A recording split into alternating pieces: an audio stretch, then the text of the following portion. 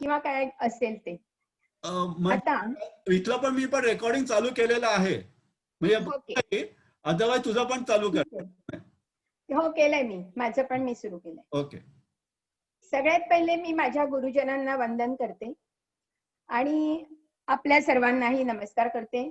आणि नाद ब्रह्म, ब्रह्मनादम विष्णुनादम, नाद रूप महेश्वरम, नादानंदम परब्रह्मम तम नादम समुपासमहे, असं नाद ब्रह्मालाही वंदन करते.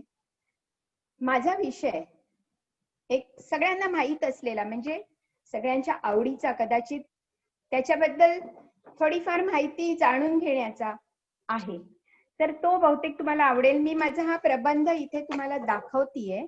कदाचित तो नीट दिसतोय की नाही मला शंका आहे. बघा, दिसतोय का? हो दिसतोय. उलट दिसतंय का? नाही दिसतोय. हिंदी चित्रपट सृष्टीतील कार्य असं दिसतंय. हा बरोबर. माझा हा 2 विभागांमध्ये केलेला आहे प्रबंध. 250 पानांचा 500 पानी प्रबंध.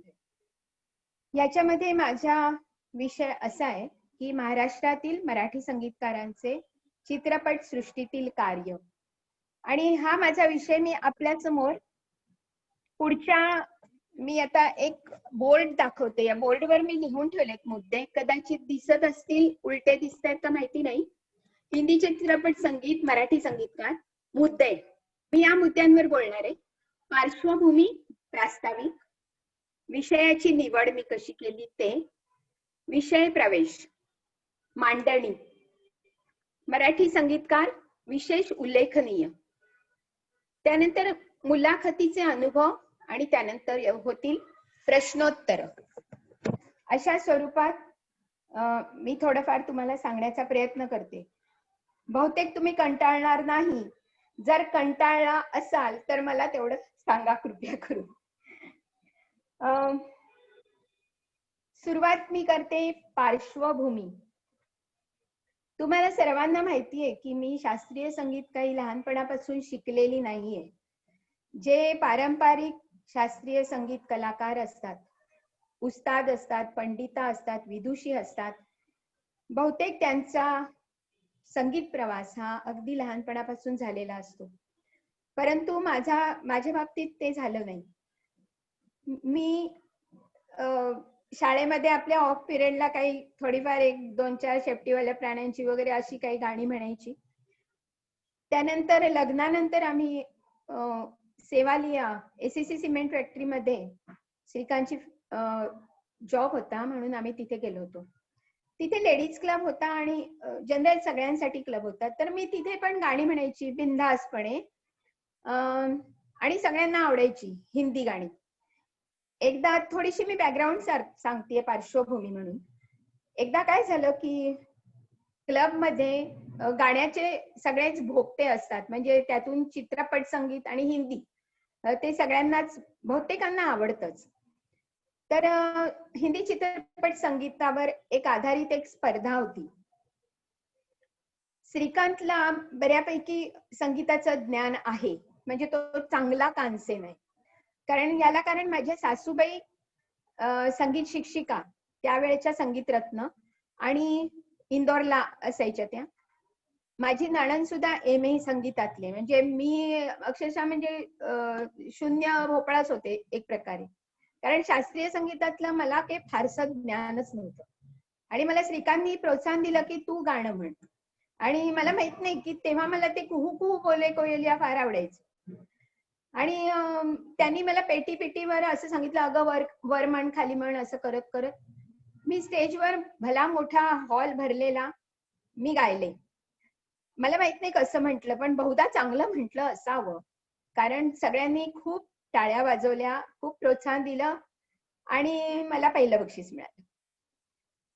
त्यानंतर त्यावेळेला आपले काही मराठी बहुभाषिक, एसीसी सिमेंट फॅक्टरीमध्ये बहुभाषिक सगळे होते. त्यामध्ये काही मराठी, म्हणजे आंटी अंकल आम्ही म्हणायचो, काका काकू वगैरे, त्या वयाचे ते होते. मला म्हणाले, मंजू तू शास्त्रीय संगीत नक्की शिक. मी म्हटलं मला ते आवडत नाही एवढं फारसं आऊ करायचं वगैरे, असं झालं. पण कुठेतरी ते मनात राहिलं. मग जरा तिकडे शिक्षणासाठी जरा चांगली सोय नव्हती म्हणून आम्ही डोंबिवलीत आलो आणि डोंबिवलीत मला फक्त चूल आणि मूल करायचं नव्हतं आणि नोकरी सुद्धा करायची नव्हती. कारण मला नोकरी करणं माझा जरा स्वभाव नाहीये. मी जरा थोडी हट्टी किंवा कोणाचं न ऐकणारी वगैरे आहे. त्यामुळे मी कोणाच्या नोकरीमध्ये वगैरे मी राहणं शक्यच नव्हती. प्लस मुलांची पण आबाळ होऊ शकते हा पण मागे विचार होता. पण काहीतरी करावं म्हणजे संगीत शिकावं हा मी एक थोडासा विचार केला आणि मी डोंबिवलीत सुरुवात केली. माझे गुरु श्री आणि सौ दसककर, माझे प्राथमिक शिक्षण तिथे झालं. त्यानंतर डॉक्टर सुचेता बिडकर, आपल्या बिडकरबाई होत्या, त्यांच्याकडे मी सगळ्यात शेवटी शिकले. या दरम्यान मी सौ शुभदा पावगी, नंतर पंडित अभ्यंकर बुवा, पंडित मधुबुवा जोशी यांची तालीम घेतली. पण मी ऍज ए परफॉर्मर म्हणून मी नाही होऊ शकले. म्हणजे काही असेल माझे ड्रॉबॅक्स असू शकतात. एनिवे, पण ते माझं सलग झालं. संगीत विशारद एम ए करताना मी बीएससी मॅथमॅटिक्स होते आधीची. त्यामुळे मग ठाणा कॉलेजमध्ये जाऊन ते मायग्रेशन, कारण मी SNTT मध्ये केलं, मग तो एक वेगळाच अनुभव होतो. ते मी परत बरेच अनुभव आले, ते प्रत्येकाला येतात त्याप्रमाणे. शेवटी मी MA चा कळस गाठला. मी म्हटलं आता अजून काहीतरी करायला पाहिजे. MA च्या वेळेला आम्हाला एक्सटर्नल लेक्चरर म्हणून डॉक्टर चारुशीला दिवेकर आल्या होत्या. त्यांनी आम्हाला प्रत्येकीला विचारलं. आम्ही जवळजवळ 10 जणी होतो तेव्हा, आणि ही 2000 मधली गोष्ट आहे, 2000 साल. तेव्हा मी विचारलं होतं त्यांनी की तुम्ही पुढे काय करणार आहात. तेव्हा प्रत्येकाने जे सांगितलं, काही कोणी जॉब करणार अमकं तमकं, तर मला असं कुठेतरी माझ्या नावामागे डॉक्टर लागावं असं होतं कुठेतरी, आणि ती ओढ होती. आणि काहीतरी माझा अपमान वगैरे कोणीतरी काहीतरी केलं तर मी त्यांना थँक्स देते. मग मी म्हंटल नाही, मला करायचंय, म्हणजे माझी इच्छा आहे. मग ते म्हणाले अगं पण मग म्हंटल तुम्ही मॅडम विषय वगैरे सुचवा ना, कारण ते विषय सुचणं आणि त्याच्यातून करणं हे जरा लांबचा प्रवास असतो. मॅडमनी मला सांगितलं की अगं तू चित्रपट सृष्टीवर का नाही काही करत, चित्रपट संगीतावर. मी म्हटलं अरे चा, हे माझ्या लक्षात का नाही आलं, कारण आपलं लहानपण सगळ्यांचं मंगल प्रभात ते आपली आवडपर्यंत गेलेलं आहे. आणि मला वाटतं घरोघरी आपला ट्रान्झिस्टर असायचा. आणि मला थोडेसे हिंदी चित्रपट संगीत जास्त आवडायचं. माझ्या वडिलांना खूप आवड होती, सैगल ते खूप ऐकायचे, आणि ते आम्हाला काय लहानपणी आवडायचं नाही. पण त्यांच्यामुळे ती सगळी ती पूर्वीची तुफान मेल सारखी ती गाणी होती, ती सगळी ऐकायला होती. म्हणजे कुठेतरी ते होती आवड, कनेक्ट झालं मला आपोआप. त्याच्यासाठी MA झाल्यानंतर काही प्रोसिजर असतात. अखिल भारतीय गांधर्व महाविद्यालयामध्ये मी सिनॉप्सिस पाठवले. 4 ते 5 विषयांचे सिनॉप्सिस पाठवायचे असतात, परंतु मी फक्त 2च पाठवले. याला कारण असं होतं की मी त्याच्या आधी वाशीला गांधर्व महाविद्यालयाच्या लायब्ररीत गेले आणि तिथे सगळे प्रबंध आधी बघितले, की तिथले विषय बघितले. खूप मोठ्या मोठ्या व्यक्तींवरती, पंडित कुमार गंधर्व यांची गायकी, किंवा उस्ताद आमिर खान यांची गायकी, किंवा घराण्याची गायकी, असे खूप मोठे प्रबंध तिथे होते वेगळ्या वेगळ्या विषयावर. पण जास्ती करून ते शास्त्रीय संगीतावर आधारितच होते. मग मी म्हटलं ह्याच्यात काही चित्रपट संगीत दिसत नाहीये, मला कुठे आढळत नाहीये. कदाचित वेगळ्या युनिव्हर्सिटीमध्ये असू शकतं, नाही असं मी दावा करत नाहीये. पण मला ते सापडलं की मला चित्रपट संगीतात करायला मिळू शकतं. म्हणून मी सिनॉप्सिस 2च पाठवले. एक चित्रपट सृष्टीतील, म्हणजे हिंदी चित्रपट सृष्टीतील मराठी संगीतकारांचे कार्य, आणि दुसरा मी पाठवला आरती. म्हणजे वेगवेगळ्या आरत्या, अक्षरशः अख्ख्या जगात आरत्या म्हटल्या जातात वेगवेगळ्या स्वरूपात. आणि मला भटकायची आवड आहे, तुम्हाला माहितीये. मी म्हटलं चला त्या निमित्ताने मी फिरीन सगळीकडे, आरत्या गोळा करीन. म्हणजे मला दोन्ही विषयांमध्ये इंटरेस्ट होता एकसारखा.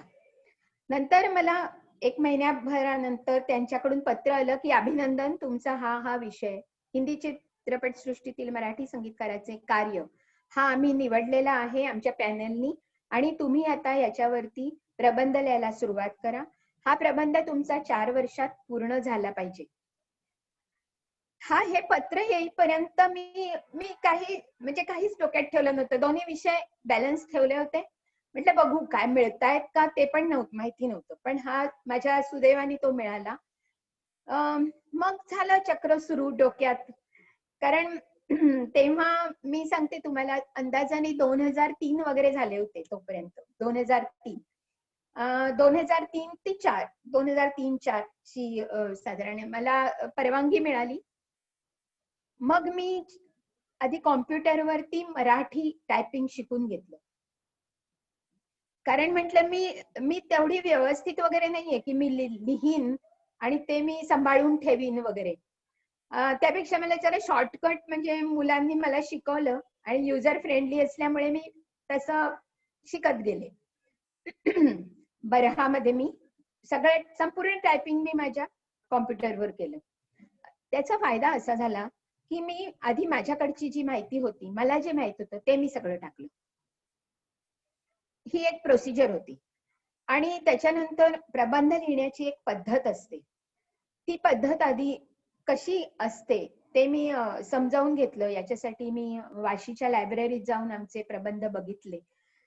सगळ्या आमच्या ज्या पूर्वसुरींनी म्हणतात, त्यांनी जे जे लिहिले होते ते सगळे पाहिले. त्याच्यानंतर हे सुरू झालं. मग माझं मुलाखती घेणं, वेगवेगळी पुस्तकं वाचणं. फिल्म इन्स्टिट्यूट दर शुक्रवारी मी पुण्याला येत होते. इंद्रायणीनी जायचं आणि इंद्रायणीनी परत यायचं. आणि 4 ते 5 तास मी लायब्ररीत होते. बऱ्याच जणांच्या त्या दरम्यान मुलाखती घेतल्या. म्हणजे दर शुक्रवारी मी पुण्याला जाऊन मुलाखती तरी घेत होते किंवा NFTRI फिल्म इन्स्टिट्यूट मध्ये जाऊन काही ना काही माझं शोध चालायचा एक प्रकारे. या शोध कार्यात मी ठरवलं होतं की मला जंत्री करायची नाहीये. सिनेमाच्या गाण्यांची मला जंत्री करायची नाहीये. कारण ती जंत्री तुम्हाला सगळीकडे मिळेल. आणि तेव्हा जरी इंटरनेट फार कमी प्रमाणात होतं, आता तर सगळंच म्हणजे बोकाळलंय म्हणू शकतो, इतक्या प्रमाणात आलंय. पण मला त्याचं परीक्षण करायचं होतं की नक्की काय आहे हे चित्रपट संगीत, का बरं सगळ्यांना आवडतं.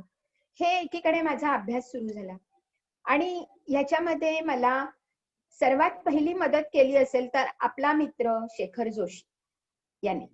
मला वाटतं गणपतीचे दिवस होते आणि मी त्याच्या दुकानात गेले आणि त्याला म्हटलं, अरे शेखर, त्याचं तर म्युझिका फार छान दुकान आहे होतं. म्हणजे सगळ्या प्रकारची त्याच्याकडे त्याला आवडही आहे. तो तर एकदम त्यातला मास्टर आहे. मग त्यांनी मला अक्षरशः त्याचे 2 मोठ्या वह्या, ज्याच्यामध्ये चित्रपटाचं नाव, गाणी, संगीतकार, गीतकार हे सगळं जे होतं त्या माझ्या सुपूर्त केल्या. इतक्या विश्वासाने त्यांनी मला दिल्या आणि मी त्याचे कायम ऋणी राहीन त्याबद्दल. कारण त्यामुळे मला एक उत्साह मिळाला आणि माझ्याकडे माहिती जमा व्हायला सुरुवात झाली. हा एक पहिला प्रवास होता. यानंतर मी हळूहळू चित्रपटाचं, जेव्हा आपल्याला एखाद्या विषयामध्ये काही लिहायचं असतं किंवा त्याचा अभ्यास करायचा असतो, त्याचा शोध घ्यायचा असतो, तेव्हा त्याची जरा मुळं तपासून बघावी लागतात. त्याचा बेस काय आहे. तर चित्रपट संगीत हे सुरू झालं जेव्हा बोलपट सुरू झाला. आपण भारतीय सगळे संगीत प्रेमी, सगळ्या प्रकारचं संगीत आपल्याला आवडतं. आणि त्या काळी 1930, 1931 या काळी बोलपट सुरू झाले. त्याआधी 1913ला मूकपट सुरू झाले. मूकपटामध्ये दादासाहेब तोरणे यांनी भक्त पुंडलिक हा संपूर्ण लांबीचा चित्रपट मूकपटात बनवला. आणि नंतर दादासाहेब फाळके यांनी राजा हरिश्चंद्र. हे 2 चित्रपट म्हणजे एक मराठी माणसाने केलेलं धडपडीचं एक सुंदर फळ होतं. कारण हा बघा पाया, आता आपण बघितलं तर अख्ख्या जगात सुद्धा बॉलिवूड, हॉलिवूड, टॉलिवूड जे आहेत, त्याचा सगळ्याचा पाया आपल्या भारतीय बॉलिवूडचा पाया सुद्धा हे एवढ्या छोट्या प्रमाणाने घातलेला आहे की तो मूकपट, जसं राजा हरिश्चंद्र होण्यापूर्वी दादासाहेबांनी तो पावटा लावला होता जमिनीत आणि त्याच्या समोर कॅमेरा ठेवला होता आणि त्याचं त्यांनी पूर्ण चित्रीकरण केलं 8 दिवसाचं, की ते कसं त्याला अंकुर येतात आणि पानं कशी येतात वगैरे. तर हा एक जो मुळाचा भाग आहे की फिल्म इंडस्ट्रीचं मूळ कुठे आहे. तर हे मी मी बघितला. त्याच्यासाठी मी राजकमल कला मंदिर परेलला गेले होते. तिथे मला व्ही शांतारामचे पुत्र किरण शांताराम आणि तिथले एक राणे काका आणि अजून 2 जण प्रधान, असे 3 प्रधानच होते. असे 2-3 मला खूप मदत केली. कारण मी तिथे म्हणजे मुख्य म्हणजे मी काय केलं होतं की वार लावले होते. वार लावतो ना आपण तसं, की शुक्रवार पुण्यासाठी, सोमवार मुंबईसाठी, सोमवार मंगळवार आणि मुलाखत घ्यायला जशी त्यांना वेळ मिळेल तसा. या दरम्यान माझ्याकडे सासू सासरे होते. श्रीकांत कायम टूरवर असायचा. माझी मुलं दोघंही उच्च शिक्षण घेत होती आणि माझे क्लासेसही सुरू होते. म्हणजे मस्तपैकी मी त्याच्यामध्ये बुडलेली होते अशी. आणि मला आता मजा वाटते की मी असं म्हणजे खरोखर मी त्यात खूपच रमले होते. एखादा गाणं ऐकलं एखाद्या संगीतकारांचं की हे कोणत्या रागातलंय बरं, हे कायम डोक्यात चालू असायचं. मी राग, ते गाणं, मग मी घोळवत बसायची. हा राग आहे. मी अक्षरशः रात्री 2 वाजता पण उठून मी कॉम्प्युटरवर हे टाकलेलं आहे की मग हे गाणं या रागातले, कारण नंतर विसरून जाईन. सकाळ झाल्यावर माझं रुटीन सुरू झालं की मी कदाचित विसरून जाईन आणि पुन्हा मला तेच करावं लागेल. म्हणून मी अक्षरशः अशा पद्धतीने तहानभूक विसरून वगैरे असं केलं आणि सगळ्यांनाच मला वाटतं ते करावं लागतं. त्यात मी माझं कौतुक नाही करत. याच्यानंतर मी एक थोडस प्रास्ताविक आणि पार्श्वभूमी सांगितली आहे. याच्यानंतर मी विषय प्रवेश, की माझा हा मराठी संगीतकारांचा विषय प्रवेश करताना सुरुवातीला मी नक्की पहिला संगीतकार कोण आहे, कारण ऍज पर रेकॉर्ड आलम आराचे अर्देसर इराणी हे पहिले संगीतकार मानले जातात. परंतु मी पुष्कळ पुस्तकं वाचली आणि त्याच्यामध्ये मला असं आढळलं की प्रोफेसर B.R. देवधर, ज्यांचं देवधर स्कूल ऑफ म्युझिक हे गिरगावात आहे, ते पहिले संगीतकार प्रोफेसर B.R. देवधर. आणि त्याला मी संदर्भ दिले. आपण जेव्हा प्रबंध लिहितो तेव्हा प्रत्येक ठिकाणी तुम्हाला ते नोंद करावी लागते. तुम्हाला त्याचं प्रूफ द्यावं लागतं की तुम्ही हे कुठून मिळवलंय, हे काय आहे, कोणाची मुलाखत घेतली होती. त्यामुळे सर्वप्रथम मी सांगते की मी कशा पद्धतीने माझी मांडणी केली. की संगीतकार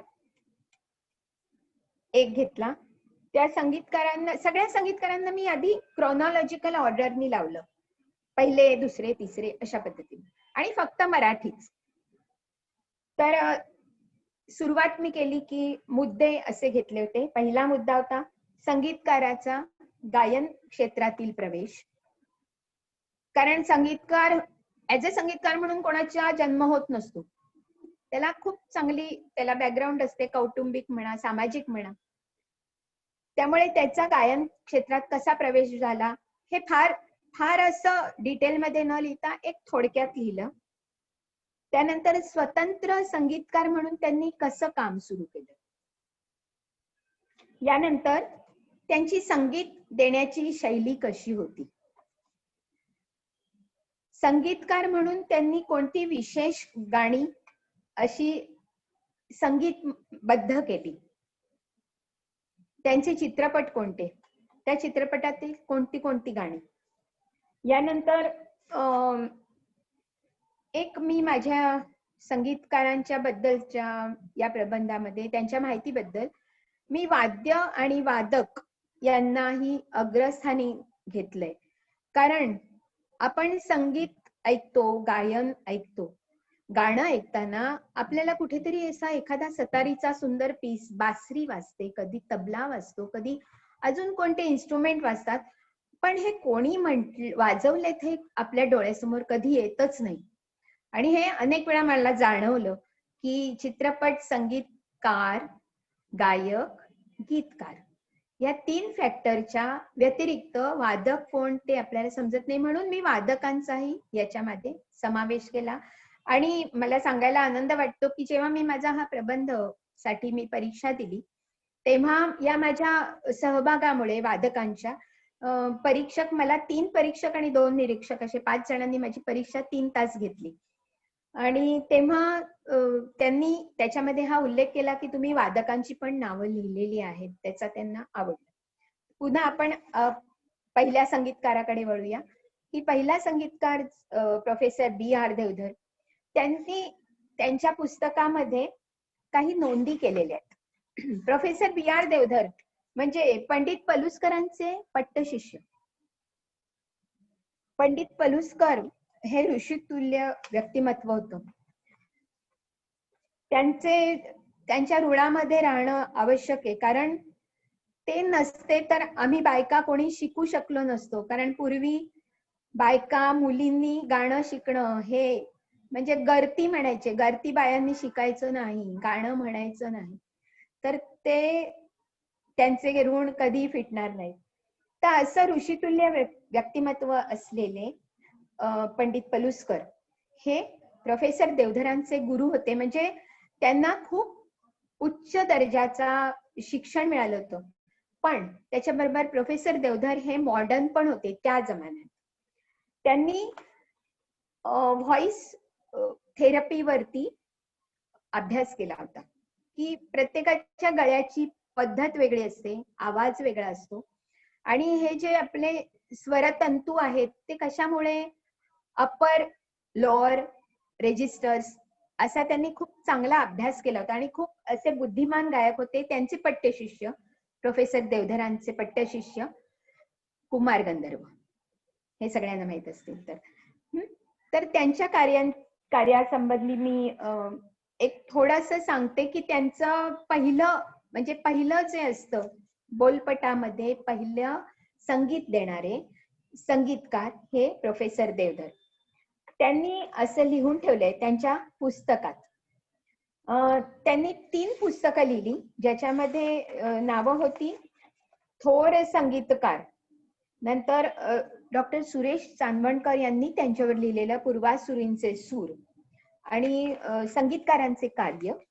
आणि हे अर्थात हे संगीतकार म्हणजे त्यांना शास्त्रीय बंदिशी बांधणारे वाग्यकार असे अभिप्रेत होते. तेव्हा चित्रपटाचा काही संबंधच नव्हता, कारण पहिल्या चित्रपटाचे संगीत त्यांनीच दिलं होतं.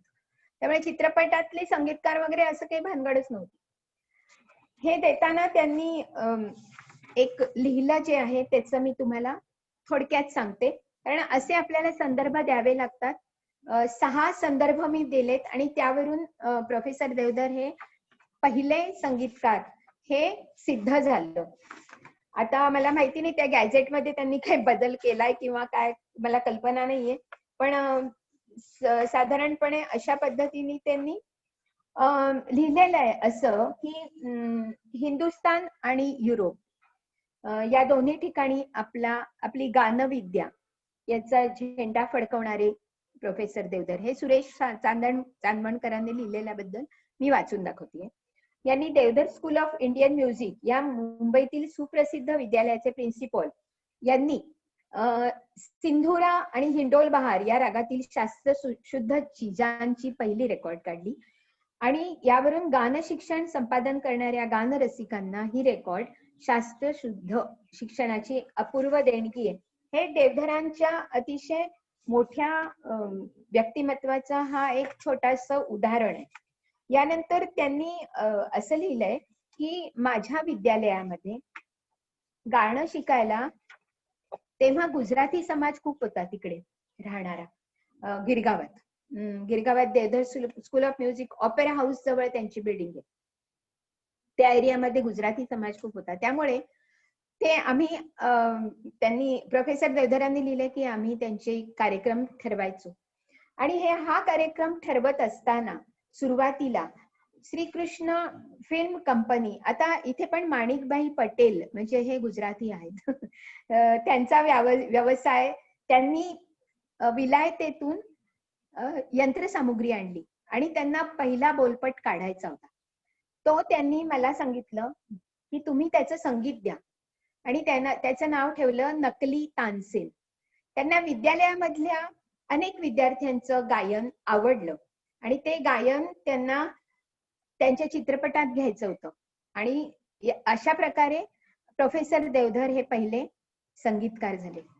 आता आपण थोडा त्यावेळच्या सामाजिक परिस्थिती कशी होती आपण पाहिली तर 1843 साली विष्णुदास भावे यांनी सीता स्वयंवर हे संगीत नाटक रंगभूमीवर आणलं आणि तेव्हापासून जी संगीत रंगभूमी गाजायला लागली, लोकांना आवडायला लागली, त्यातली पदं आवडायला लागली आणि कथानकं आवडायला लागली. सुरुवातीला जे पौराणिक कथांवर आधारित नाटकं होती ती पुढे मग सामाजिक प्रश्न हाताळणारी नाटकं अशी पण एकच प्यालासारखी.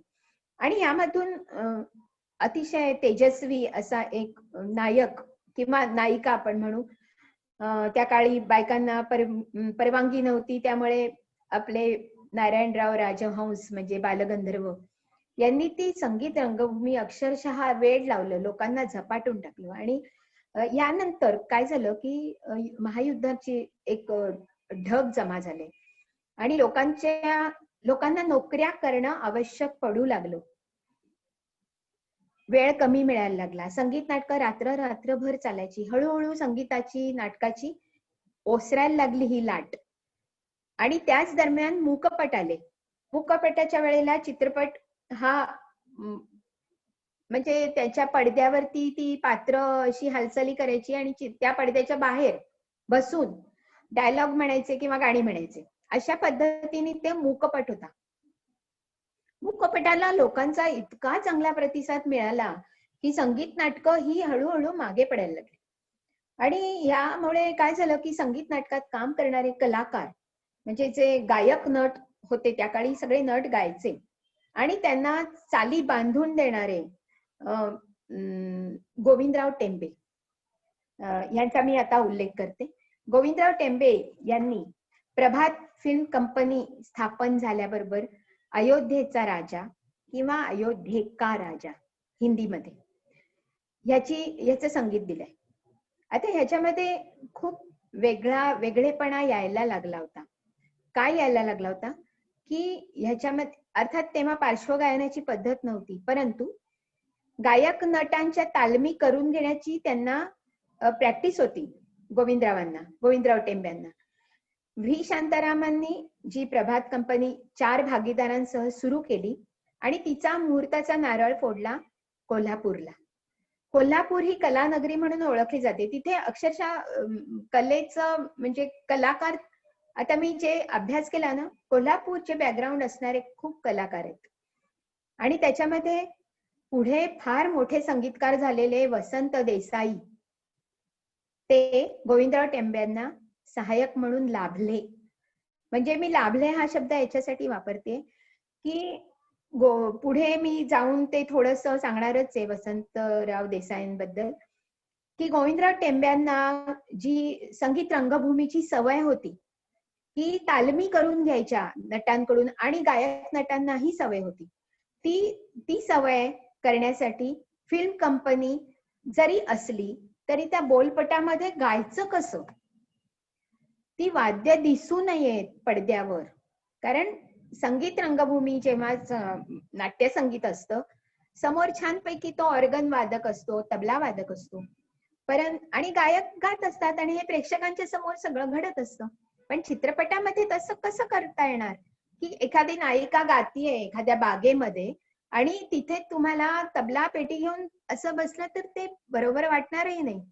याच्यासाठी मग गोविंदरावांनी तालमी करून घ्यायच्या, कसून तालमी करायच्या आणि त्या फिल्म सुरू करता करता लाईव्ह गाणं म्हणायचं नटानी किंवा नटीनी आणि त्याच्या मागच्या बाजूला वादकांनी बसायचं.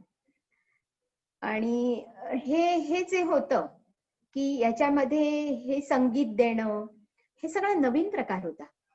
हा सगळा म्हणजे बघा कुठल्याही एखाद्या व्यवसायाला किंवा ही जी चित्रपट कला आहे याची सुरुवात ही अशा पद्धतीने झाली. मला वाटतं आज अंजू असती तर तिला म्हणजे आज बहुतेक ती आलेली नाहीये. अनमोलचं जे काम आहे ते ह्या संगीतकार करत होते तेव्हा, की बॅकग्राऊंडला एखादा पेला पडलाय, भांड पडलंय किंवा त्याचा आवाज कसा काढायचा इथपासून, म्हणजे हा खूप मोठा अभ्यास होता त्यांच्यासाठी, खूप मोठं चॅलेंज होतं. असं करत ही चित्रपट सृष्टी बोलपटाची सुरू झाली. हे पूर्वीच जे होतं लोकांचं पूर्णपणे त्याला वाहून घेणं, हे हे कमालीचं होतं. आणि त्या काळी जे कलाकार निर्माण झाले हे रंगभूमीतूनही आले, नंतर हळूहळू बाहेरूनही यायला लागले. रंगभूमीची पार्श्वभूमी असल्यामुळे सराव करायला कोणालाही अडचणीचं वाटत नव्हतं, कोणालाही अपमानास्पद वाटत नव्हतं. हे मी आजच्या बॅकग्राऊंडवर सांगतेय, हे मी पुढे येणारच आहे त्याच्याबद्दल. तर असे गोविंदराव टेंबे यांनी अयोध्येचा राजा हा चित्रपट पहिला जो होता, तेव्हाच प्रभात फिल्म कंपनीने हिंदी आणि मराठी एकाच वेळेला, म्हणजे आपण संवाद म्हणायचे एकदा मराठीतून आणि तेच हिंदीतून, गाणं म्हणायचं एकदा मराठीतून आणि तेच हिंदीतून, अशा पद्धतीने ती चित्रपटाची सुरुवात झाली. आता म्हणजे आपण थोडा विचार केला तर किती अवघड आहे बघा, त्या कॅमेरा समोर लाईव्ह आपण तो कटही कुठे करता येणार नाही अशा पद्धतीने एकाच सीन मध्ये तुम्ही हिंदी पण म्हणा, मराठी पण म्हणा आणि बरोबर म्हणा, न चुकता अचूक. तर हे मला खूप कौतुक वाटतं की ते आपला जो पाया झालाय या चित्रपट सृष्टीचा तो इथपासून सुरू झालाय. जसं मूल धडपडत धडपडत चालायला सुरुवात करतं एखादं बाळ, आणि मग पुढे मोठं झाल्यावर तो आपल्या पायावर व्यवस्थित उभा राहतो. पण आता जी चित्रपट सृष्टी व्यवस्थित पायावर उभी आहे, किंबहुना जरा जास्तीत झालंय, त्याची सुरुवात अशी झाली आहे की हे गोविंदराव टेंब्यांनी. पुढे गोविंदराव टेंब्यांनंतर हे मला सांगण्यासारखं ना खरं तर खूप आहे, म्हणजे एकेका संगीतकाराबद्दल, पण मी थोडी पुढे पुढे हळूहळू जातीये. आणि त्यानंतर थोडस आपण असं समजून घेऊ की मैलाचे दगड असतात. कशा कशाचे असतात की चला इथून खिडकाळी, मग खिडकाळून शिळपाटा, म्हणजे डोंबिवलीकरांसाठी. तर अशा पद्धतीने जे मैलाचे दगड, आणि मग पुढे जाऊन आम्ही पुण्याला पोहोचतो. पण तिथे पोहोचण्यासाठी आम्हाला कुठल्या कुठल्या मैलांचे दगड पार करावे लागतात. जसे एखाद्या कला आपण सुरू केली आहे की गोविंदराव टेंब्यांनी, जसे प्रोफेसर देवधरांनी पहिलं चित्रपट संगीत, त्यानंतर गोविंदराव टेंबे, त्यानंतर आले केशवराव भोळे. केशवराव भोळे हे ज्योत्स्ना भोळेंचे पती आणि वंदना खांडेकर यांचे पिता. मन शुद्ध तुझ गोष्ट हाय पृथ्वी मोलाची, हे कुंकू मधलं. आणि यांनी हिंदीमध्ये काय केलं त्याचं, मन साफ तेरा बात आहे, हा अशा पद्धतीने ये दुनिया की, असं झालं. आणि तू चाल पुढं तुला रगड्या, म्हणजे हे असं मराठी हिंदी मराठी हिंदी करत Prabhat film company, Shrikrishna film company आणि अशा अनेक हळूहळू उतरायला लागल्या, कारण त्याला लोकांचा खूप चांगला प्रतिसाद मिळायला लागला. 3 तासात संपणारं हे नाट्य लोकांना कथानक आवडतं, गाणी आवडतात, आणि मग ह्याच्या मागे किती मोठा व्यवसाय दडला आहे हे चतुर लोकांनी ओळखलं. आणि या चित्रपट सृष्टीला सुरुवात झाली.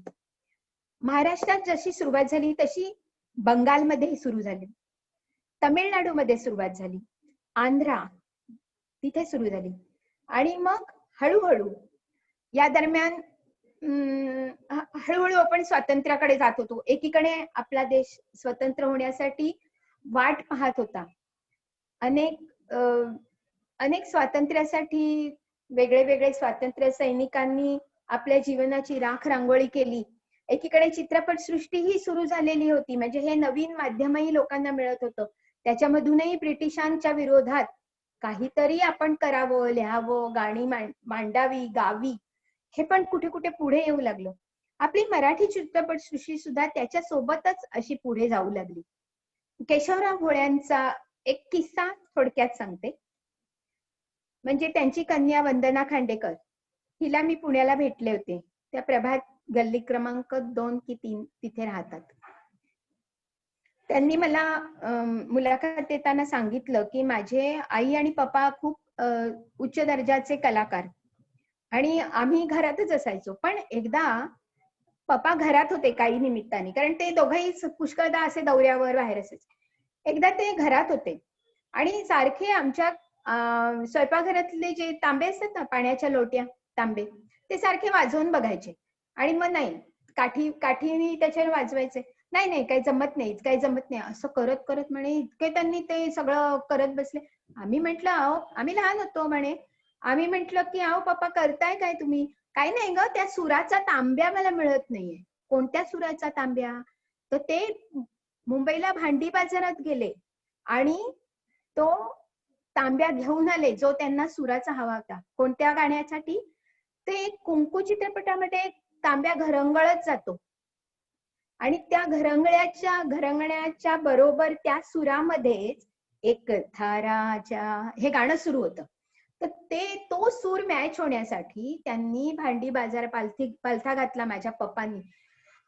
हा अशा पद्धतीचा एक झोकून देऊन काम करणारे आपले हे संगीतकार, त्यांनी हा रचलेला हा पायांचा डोंगर अप्रतिम. म्हणजे मी अभ्यास करताना मी खरंच त्याच्यामध्ये गुंगून गेले आणि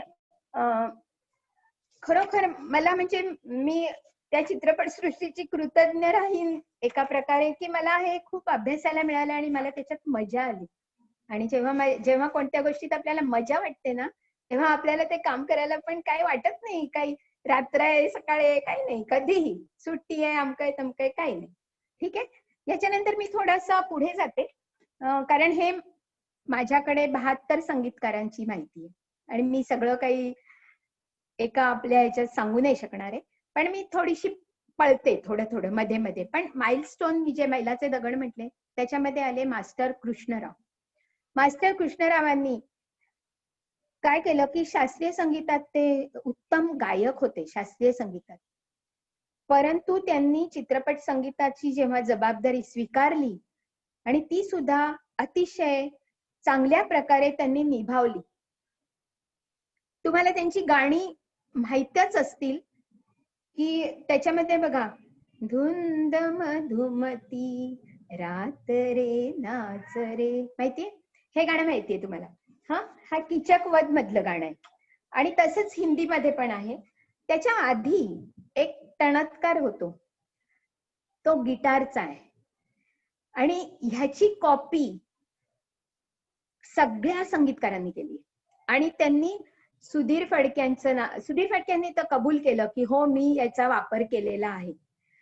कारण ही पद्धत म्हणजे एकदम तुम्ही नाट्य संगीत शास्त्रीय संगीतातून एकदम थोडं वेस्टर्न आणि ती जी चाल आहे ना त्या गाण्याची, ते गाणं अजून अजरामर आहे, फ्रेश गाणं आहे ते. आणि लताबाईंचा आवाज म्हणजे मग काही प्रश्नच नाही. तर असे अनेक प्रयोग त्यांनी केले. मास्टर कृष्णरावांनी 4 भाषा असलेलं एक गाणे, आता कशाला उद्याची बात, हे गाणे, अब किस लिए कल की बात, हे हिंदीतून. आणि त्याच्यात त्यांनी तेलुगू, तमिळ, गुजराती, बंगाली असे 11 मिनिटाचं गाणं शांता हुबळीकरांकडून बसवून घेतलं गाणं. कारण मी सांगितल्याप्रमाणे ते गायक, नट, नटी आणि ते लाईव्ह सगळं रेकॉर्डिंग हे सगळं असे अनेक प्रयोग मास्टर कृष्णरावांनी केले. थोडस पुढे जाऊया. त्यांचं नाव पूर्ण होतं श्रीयुत कृष्णराव फुलंब्रीकर. वीणा चिटको माहित असेल तर त्यांची मुलगी वीणा चिटको, आणि त्यांच्याशी मी फोनवर बोलले होते. या मुलाखती मी पुष्कळ त्यांच्या म्हणजे अर्थात जे हयात नाहीत त्यांच्या मुलाकडून मुलीकडून अशा मला मिळाल्या. आणि मी खरंच सांगते, इतकं त्यांनी प्रेमाने मला आपल्या आईवडिलांबद्दल सांगितलं की कदाचित ते स्वतः असते तर त्यांनी एवढं सांगितलं नसतं. तर त्यांनी खूप कौतुकाने सांगितलं, अरे वा तू असं करतीयस, वा वा वा, असं म्हणजे मला प्रोत्साहन चांगल्यापैकी मिळालं. याचा मी आता एक उल्लेख करीन की, एक मिनिट लाईट लावते.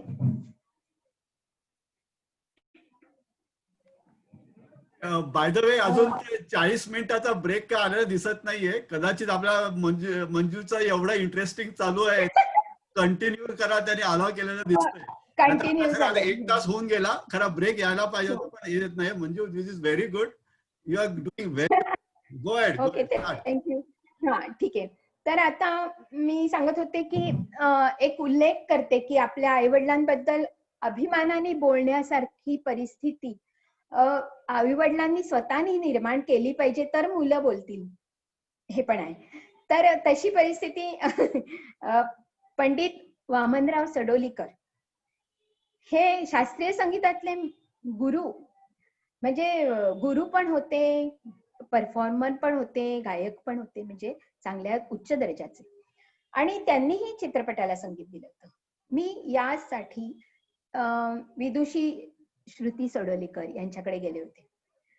वडाळ्याला त्या राहायच्या तेव्हा, आता त्या नाही राहत तिकडे. आणि त्यांनी मला सांगितलं की म्हणजे खूप छान मोकळ्या बोलल्या. आणि त्यांनी मला सांगितलं, अगं माझ्याकडे माझ्या वडिलांविषयी, त्यांच्या गायकीविषयी विचारणारे खूप जण आले, पण त्यांनी चित्रपट केलाय हा, आधी त्यांनी पहिला प्रश्न विचारला. म्हटलं तुम्हाला माहिती नाही की त्यांनी एका चित्रपटाला संगीत दिलंय, आणि त्याच्या चित्रपटाचं नाव नागानंद. नागानंद या चित्रपटाला संगीत दिलंय. परंतु म्हटलं मी त्याच्यासाठी आले तुम्हाला विचारायला की तुम्हाला कसं वाटतं, म्हणजे काय ते त्यातल्या रेकॉर्ड्स तर आता उपलब्ध नाहीये. हे दुर्दैवाने आपल्याकडे घडलंय की रेकॉर्ड्स उपलब्ध नाहीत. पण ठीक आहे, थोडं तरी काहीतरी मिळालं आपल्याला असं. तर त्यांनी मला खूप प्रेमाने सांगितलं की सी रामचंद्र वामनराव सडोलीकरांचे शिष्य, आणि तेव्हा एक कुठेतरी हे चित्रपट सृष्टीचं माध्यम कसं आहे बरं, कारण हे सगळं बालवयातल्या चित्रपटाबद्दल मी बोलतीये सध्या, की हे काय आहे बरं, नक्की काय आहे. नाटकामध्ये कामं केली आहेत, पण चित्रपट म्हणजे काय असतं, त्याचं संगीत काय वगैरे, असं करून अशा दृष्टिकोनातून श्रुती सडोलेकरांनी मला त्यांनी कौतुकाने सांगितलं. म्हणजे माझ्या बाबांनी हे केलेलं मला माहित नाही, पण हा हा मला आठवतंय की ते सी रामचंद्र यायचे बरं का, आणि त्यांनी गाणी केली आहेत अशी होती, पण नाही हो, पण नाही ग, म्हणजे एवढ्या काही ती गाणी काय एवढी माहिती नाही, रेकॉर्ड पण माहिती नाही कोणाकडे असे. म्हटलं ठीक आहे, त्यांच्याबद्दल तुम्हाला एवढं थोडंसं मीच सांगितलं की त्यांनी हा चित्रपट केलाय आणि त्यांनी असं असं वादक असे त्यांचे, कारण मला हे सगळं पुस्तकामधून मिळालं. काही पुस्तकं आहेत जी फिल्म्स डिव्हिजन मध्ये आहेत, की त्या सगळ्या गाण्यांचे त्यांनी रेकॉर्ड्स चांगल्यापैकी ठेवलेले.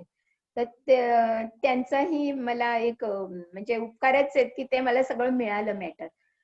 ह्याच्यानंतर मी तुम्हाला थोडक्यात सांगते की शास्त्रीय संगीत गाणाऱ्यांना चित्रपट संगीत देण्याची एक काय माध्यम आहे अशी उत्सुकता वाटली असावी, म्हणून पंडित विनायकराव पटवर्धनांनी सुद्धा माधुरी नावाच्या चित्रपटात संगीत दिले, आणि त्याच्या रेकॉर्ड्स हळूहळू निघू लागल्या. ग्रामोफोन कंपनीकडून रेकॉर्ड जेव्हा निघू लागल्या, तेव्हा ती गाणी सुरक्षित राहू लागली. अजूनही ती म्हणजे सगळ्या रेकॉर्ड मिळतील किंवा काय हे मला शंकाच आहे, कारण मला सगळं काही ऐकायला नाही मिळालं. पण NCPA मुंबईला मला काही रेकॉर्ड्स ऐकायला मिळाल्या, त्यांच्याकडे त्यांनी चांगल्या पद्धतीने ठेवले. तर सुरुवातीचं संगीत अर्थात गोविंदराव टेंब्यांनी वगैरे दिलेलं संगीत, केशवराव भोळे त्यांनी थोडस फरक केला, केशवराव भोळेंनी. पण गोविंदराव टेंब्यांचं नाट्यसंगीताच्या चाली, शास्त्रीय संगीताच्या ज्या बंदिशी असतात त्याच्या आधारित असलेल्या चाली ह्या चित्रपटाच्या संगीताला त्यांनी वापरल्या होत्या शिस्तीत, असं केलं होतं. आणि पण हळूहळू मी म्हणते त्याप्रमाणे तो बदल होत गेला, कारण काय झालं, इतर प्रवाह हळूहळू मिसळायला लागले. पंजाब कडून आले काही संगीतकार, आणि 47-48 साली तर काय म्हणजे फाळणीच झाली, तर त्यामुळे अनेक कलाकार मुंबईत आले. त्यांनी तिकडून संगीत आणलं त्यांचं पंजाबी. हे बघा, संगीत हे संगीत असतं, चांगलंच असतं. त्यामुळे असं काही मराठी संगीत आणि बंगाली संगीत आणि असं असलं काही प्रकार नाही. परंतु मला अभ्यास करायचा होता मराठी संगीतकारांबद्दल. त्यामुळे कितीही मोह झाला तरी मी त्यांच्या संगीताला ऐकतच होते, प्रश्न नाही. पण कुठेतरी मी मराठीकडे राहिले. हळूहळू मी जेव्हा पुढचे संगीतकार घेऊ लागले, की हे संगीतकार काय, ते संगीतकार. तर जसं शास्त्रीय संगीताच्या संगीतकारांचं झालं, की त्यांनी एक एक 2-2 चित्रपट करून पाहिले. पण त्यांचा उल्लेख मी केलेला आहे. दुसरं म्हणजे जे संगीतकार हळूहळू झाले, उदयाला आले, हा संगीतकार एकदम कसा निर्माण होईल, की त्याच्यासाठी मी वसंत देसाई यांचं उदाहरण देते. एक उदाहरण देते. वसंत देसाई यांच्या संगीतात मध्ये इतकं वैविध्य आहे, की जसं अशोकने म्हटलेलं जे रे लगाडी जे म्हटलेलं आहे, ते पण वसंत देसाईंचं पण आहे. बोल रे पपी ही बंदिश आहे. तरी गुड्डी मधला बोल रे पपी हरा पण शास्त्रीय संगीत त्यांनी वापरलेलं आहे. अनेक प्रकारचं संगीत त्यांनी दिलंय. दुर्दैवाने त्यांचा लिफ्ट मध्ये अडकून मृत्यू झाला नाही तर आपल्याला अजून छान छान गाणी ऐकायला मिळाली असती. परत एकदा पार्श्वभूमीकडे येते वसंत देसाईंच्या, की ते गोविंदराव टेंबे यांच्याकडे मदतनीस म्हणून होते. म्हणजे एखाद्याचा संगीतकाराचा उदय कसा होतो हे मी एक उदाहरण म्हणून सांगते. असे अनेक गोष्टी आहेत. वसंत देसाई हे कोल्हापूर जवळच्या एका खेड्यात राहायचे. वडिलांनी व्यसन आणि बाहेर ख्यालीपणा याच्यामुळे केल्यामुळे आईला खूप त्रास व्हायला लागला. मग आई आणि छोटा वसंता आणि त्याचा एक भाऊ ते सगळे कोल्हापूरला मामाकडे आले. आता असं परावलंबित्व न करता आपण काहीतरी स्वतः स्वाभिमानाने जगलं पाहिजे, हे बाळकडू आईनी त्यांना दिलं. आई ओव्या म्हणायची, सुंदर अभंग म्हणायची आणि ते कुठेतरी गाण्याचं मनामध्ये त्यांच्या राहिलं. जेव्हा प्रभात फिल्म कंपनी सुरू झाली तेव्हा झाडूवाल्या पोऱ्या म्हणून त्यांना नोकरी मिळाली. वसंत देसाईंना 8-10 वर्षाचं वय आणि झाडूवाल्या. असं करता करता संगीत विभाग, तेव्हा मोठे मोठे संगीत विभाग असायचे, डिपार्टमेंट्स ऑफ म्युझिक. त्याच्यामध्ये सगळी वाद्य असायची, भारतीय वाद्य. तेव्हा हळूहळू जशी एक एक पाश्चात्य वाद्यही मिळायला लागली आपल्या संगीतामध्ये जोडली गेली, तेव्हा तो संगीत विभाग भरायला लागला. पण त्याच्या आधी हार्मोनियम म्हणा, तबला, पखवाज आणि सतार, सरोद, बासरी, व्हायोलिन, क्लॅरिनेट याच्यासारखी सगळी वाद्य छोट्या वसंतांनी हाताळली. कशी हाताळली असतील, की संपूर्ण काम झालं, स्टुडिओचा सगळा कचरा बिचरा काढून झाला की येऊन बसायचं संगीत स्टुडिओमध्ये आणि ते हळूहळू हळूहळू करायचं. मग त्याचा ओढा बघून तेव्हाची माणसं ही अशी नव्हती बरं, की अरे हा पोरगा काय करतोय, चल हाट फूट, असं कोणी त्याला केलं नसावं असा अंदाज आहे. कारण त्यांच्या चरित्रामध्ये कुठेही असं कटुता नाहीये लिहिलेली. तर अशा प्रकारे त्यांनी विविध वाद्य वाजवायला शिकवलं. त्यांच्या उस्तादांकडून त्याला शिकवून घेतलं, गाणं शिकवलं.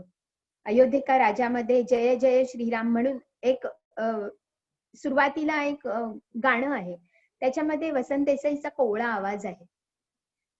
तो पण त्या सगळ्या त्या एका ताफ्यामध्ये होता, गाणाऱ्याच्या समूहामध्ये.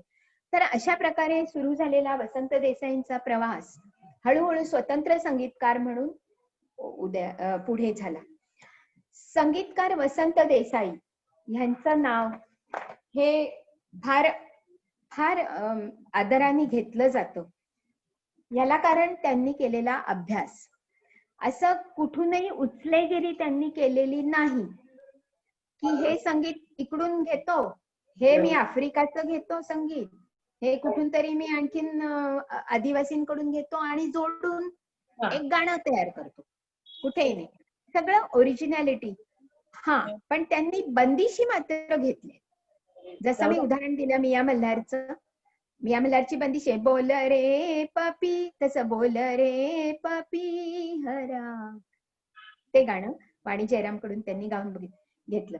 पण या बंदिशींना लोकाभिमुख करण्यासाठी या गाण्याचा फार मोठा उपयोग झाला.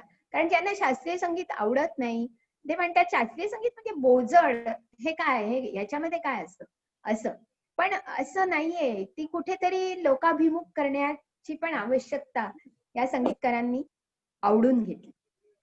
आणि संगीतकार वसंत देसाई यांनी त्यांचा जन्म 1912 9 जून, सोनावणे हे त्यांचं गावाचं नाव. आता मी तोच सेक्शन एक काढलेला आहे.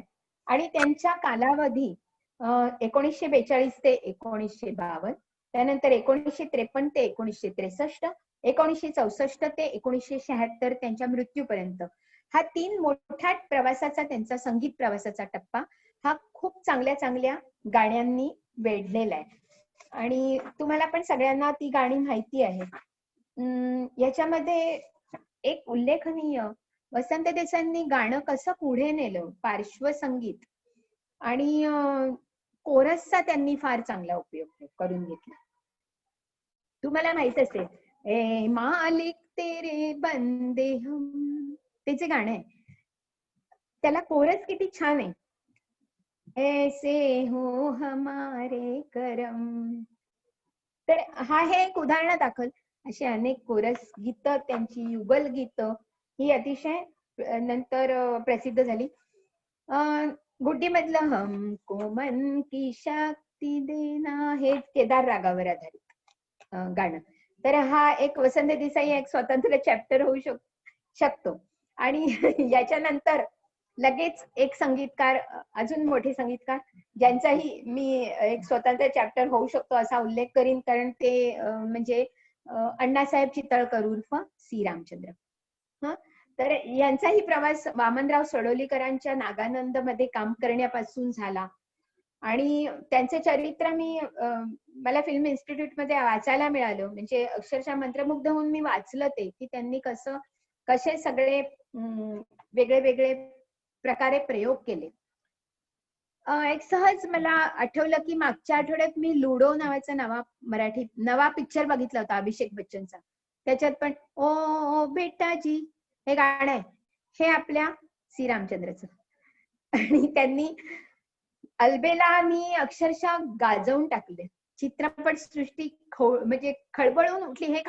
हे काय चाललंय, 18 गाणी आणि सगळी सुपरहिट.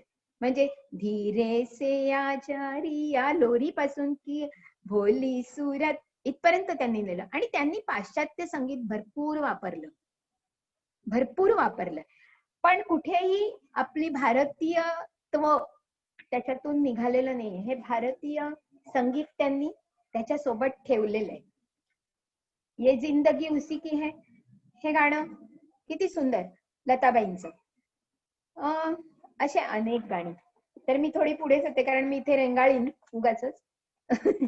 नंतर येतात आपले सुधीर फडके, ज्यांनी मराठी चित्रपट सृष्टीमध्ये आपला एक वेगळा ठसा उमटवला. त्यांनी गोकुळ हा पहिला चित्रपट घेतला, हैदराबाद फिल्म कंपनी. आणि त्यांनी त्याच्यानंतर बरीच गाणी तयार केली. त्यांना हिंदी चित्रपट साधारण 22 करायला मिळाले संगीतबद्ध, पण ते रमले मराठीतच.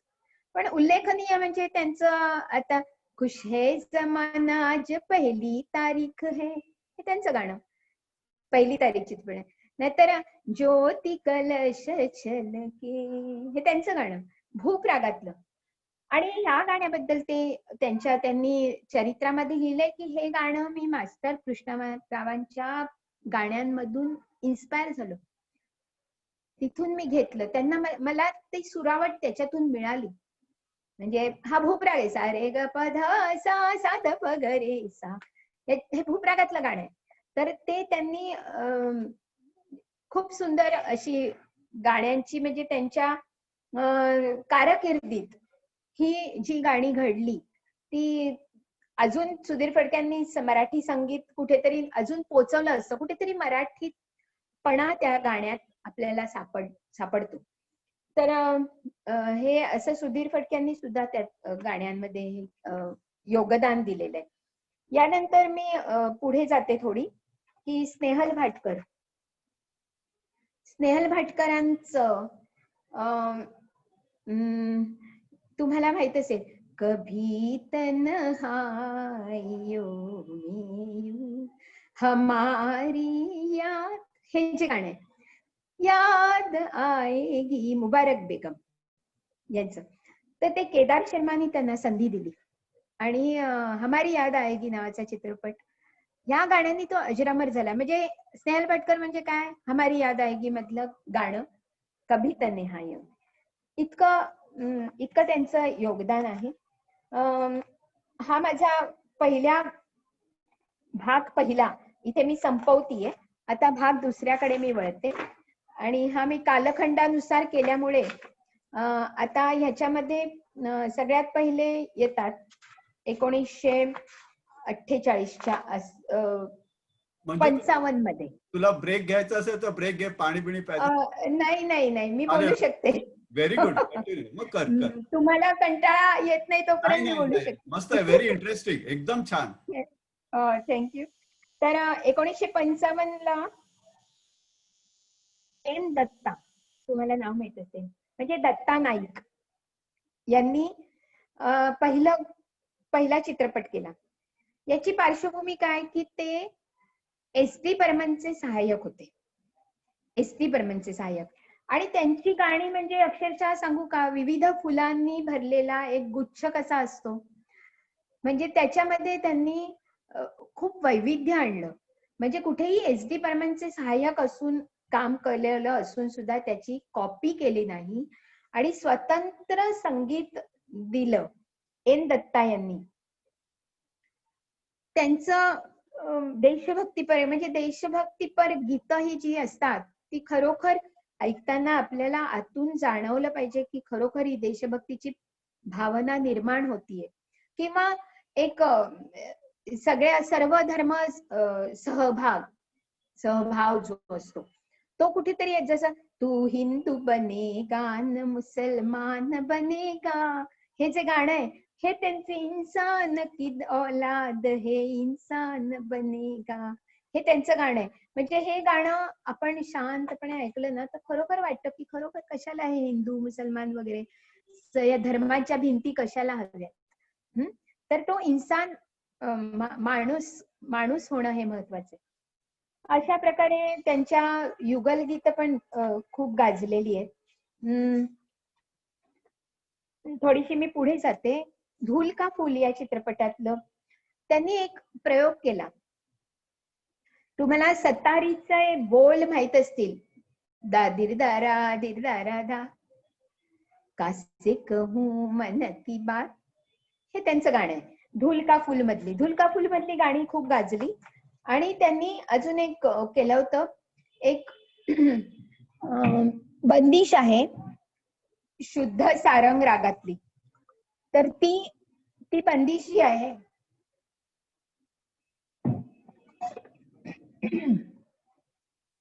त्या बंदिशीला त्यांनी गाण्यात रूपांतर केलं. म्हणजे एक शुद्ध सारंग रागातली बंदिश आहे, अब मोरी बात, तसं त्यांनी त्याचा उपयोग, त्या बंदिशीचा उपयोग, अब एक मिनिट हा, ते शब्द मी चुकायला नको म्हणून बघतीये जरा की त्याच्यामध्ये आलं की एक ओघामध्ये येईल असते, त्याप्रमाणे घेतलीये त्यांनी. पाश्चात्य वेगळ्या वेगळ्या शैली, म्हणजे जसे बिथोवेन, मोझार्ट यांच्या ज्या रचना आहेत त्याच्यामधून पण त्यांनी काही घेतलंय आणि त्याचा उपयोग केलाय. तर असे